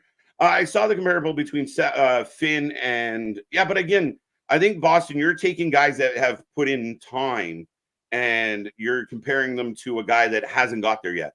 Mello has every chance to be, like a Finn Balor, like a Sami Zayn, or maybe, I don't know, pick some of the underside. Or just be a Carmelo Hayes. How about maybe he just gets but I'm saying because today he isn't instantly like one of those guys, but I would argue that Mello has a better ceiling than Finn Balor. Mello has more charisma and is better on the mic already than Finn Balor. Has a better ceiling or has better longer runway? Because when Finn showed up in WWE, he was at a certain age versus Carmelo. True, absolutely. And again, that's where I mean, like, if you don't compare him to him now, I understand that. But at the end of the day, I think there's a lot to be said for the future. I mean, that's what we're watching here is the next generation of talent working in their way to WWE. I think they'll be okay. Right. 8 out of 10, not much to complain about. The Vaughn Lexus match didn't need to happen. The Oba match had so they faked the injury because obviously Gacy was completely fine. He just I guess got knocked silly by Oba chucking him. But again, does that I mean, it sucks, but it also gets over Oba by lots of O's and consonants following O's, but yeah. Mm-hmm. Yeah, I mean, again, it shows Oba as a powerhouse. I don't have any. I mean, it was just kind of a again, whatever they're doing with Gacy, I think has to beat Spears on Saturday. I think he has to. 8 out of 10, 7.5. 7 out of 10. Feel the main event was the first match and then the next MMA with the sword girl and the sharpshooter. Unfortunately, I don't know their names. I thought that match was great. I thought Petrovic and Lola were outstanding. That was one of my highlights of the night for multiple reasons. And Lola rubbing it in Natty's face was great. I think that's something that continues, which is good for both. But he said the first match was the main event. What was the first match tonight? It was the triple threat for the tag title or for the tag title spot. All right. And that was a hell of a match. It really was a good match. Yeah, well, that's honestly, to his point, what I thought was going to be the main event tonight. Mm-hmm. No, we had to go off air with the big brawl, the big brouhaha. What is going to happen? Tune in Saturday. Yeah, well, you could have still had that be in the same spot that you had. Mm-hmm. Christ, what was the match that Blair we had and Soul? Blair and Soul. You could have had that fucking switch places. Could have, for sure. I don't disagree with that. And I thought as decent as Soul and Blair was. I mean, roll up finish, who cares? But you could have switched it. And I mean, for sure. 8 out of 10, decent show. Good episode of NXT, but for a go-home show for NXT, I don't think there was it built up the matches more than it already had. Yeah, I just kind of like status quoted it. It just kind of held place with maybe one exception. It was very much a mailed-in NXT. I don't know if I'd go that far. Well, that depends on your definition of mailed-in, of one of those that they knew that they weren't going to go above and beyond anything, so they just kind of packed it in of, we'll have a good show, but we ain't going to have a great show. Fair enough. 5 out of 10, not a good show to hype the pay-per-view. The last segment fell flat. Did the Ilia and Tony segment fall flat? Yep. I mean, again, has it been too theatrical? Has it been too Goodfellas? Not a lot has been built in the ring. Not a lot of it has been built. Like, you could have maybe done some other things than doing all these little vignettes. I don't know. That's the thing, is it's that delicate dance because they're very both theatrical characters to an extent of the way they're presented and everything. It's really, we've got, fucking the Equalizer or James Bond villain versus, you know, the Goodfellas, Tony Soprano out here. So it relies a lot on storytelling. Mm-hmm. So you need that. But when you're like, literally, they were closer than you and I even are. Like, I know we're close on screen and further, you know, in real life and everything, but they were close as shit here with that little ass small table. And the level of tension never really seemed to reach the point that you would expect it to for two Mm-hmm. guys that are about to face each other and they're damn near nose to nose. Yeah. I mean, other than, you know, the hand grab and Ilia's face going tomato red. I mean, again, it's been all kind of like Tony and his backup has that, you know, has the champion on his heels, I guess. Would that have been suited better if you did something similar to a la UFC kind of press conference-y of you had, I know you don't like her, of an Ava, maybe you get an HBK, maybe you get a William Regal, anybody else out there, of they talk about this and you have that in between, that back and forth, and so they can sit there and kind of, you know, scream at each other across the podium, and they can almost kind of halfway get at each other, but they can't fully get to each other or anything like that. Rather than this little fucking patchwork table. Yeah, again, I don't care how big. I hate the small table. Okay, the small fucking table just drive. I don't. Mello isn't over for me. I don't see what anyone sees in him. I think you need to go back and kind of watch the progression of Mello. He was him. His entrances scream. He goes in the ring. He's had big moments in the ring. The idea that he might be up on the main roster to fight Ricochet again is very exciting. Yeah, I think we've all been very, I mean, again, to each their own, but I think it's been undeniable the charisma, character, and overall ring performance that Mello's brought to the table. Yeah, boss, and I respect your wrong opinion, but there's a 100% reason why we call him Jones. He's out here stomping, you know, in his Timberlands. He's him Duncan. He is 100% him and he cricket, all of that. He is out here. He's established why for the longest time before he got up there, we were saying, when are they going to use Carmelo on the main roster? They could use him in their IC, their US division, everything like that. Yeah, absolutely. All right. Well, we're gonna call last call. I see you guys can argue amongst yourselves about Carmelo and everybody else, but you got to think back. Everybody started somewhere. You remember even when John Cena first got to the WWE, yeah, people wanted him to be something special, but they weren't quite sure. He almost got his ass fired. Ruthless aggression. Right. Rocky Maivia was a thing. And I think that, yeah, you know, some people thought Seth is going to be great, but Seth also had issues where he had to get the indie out of his system.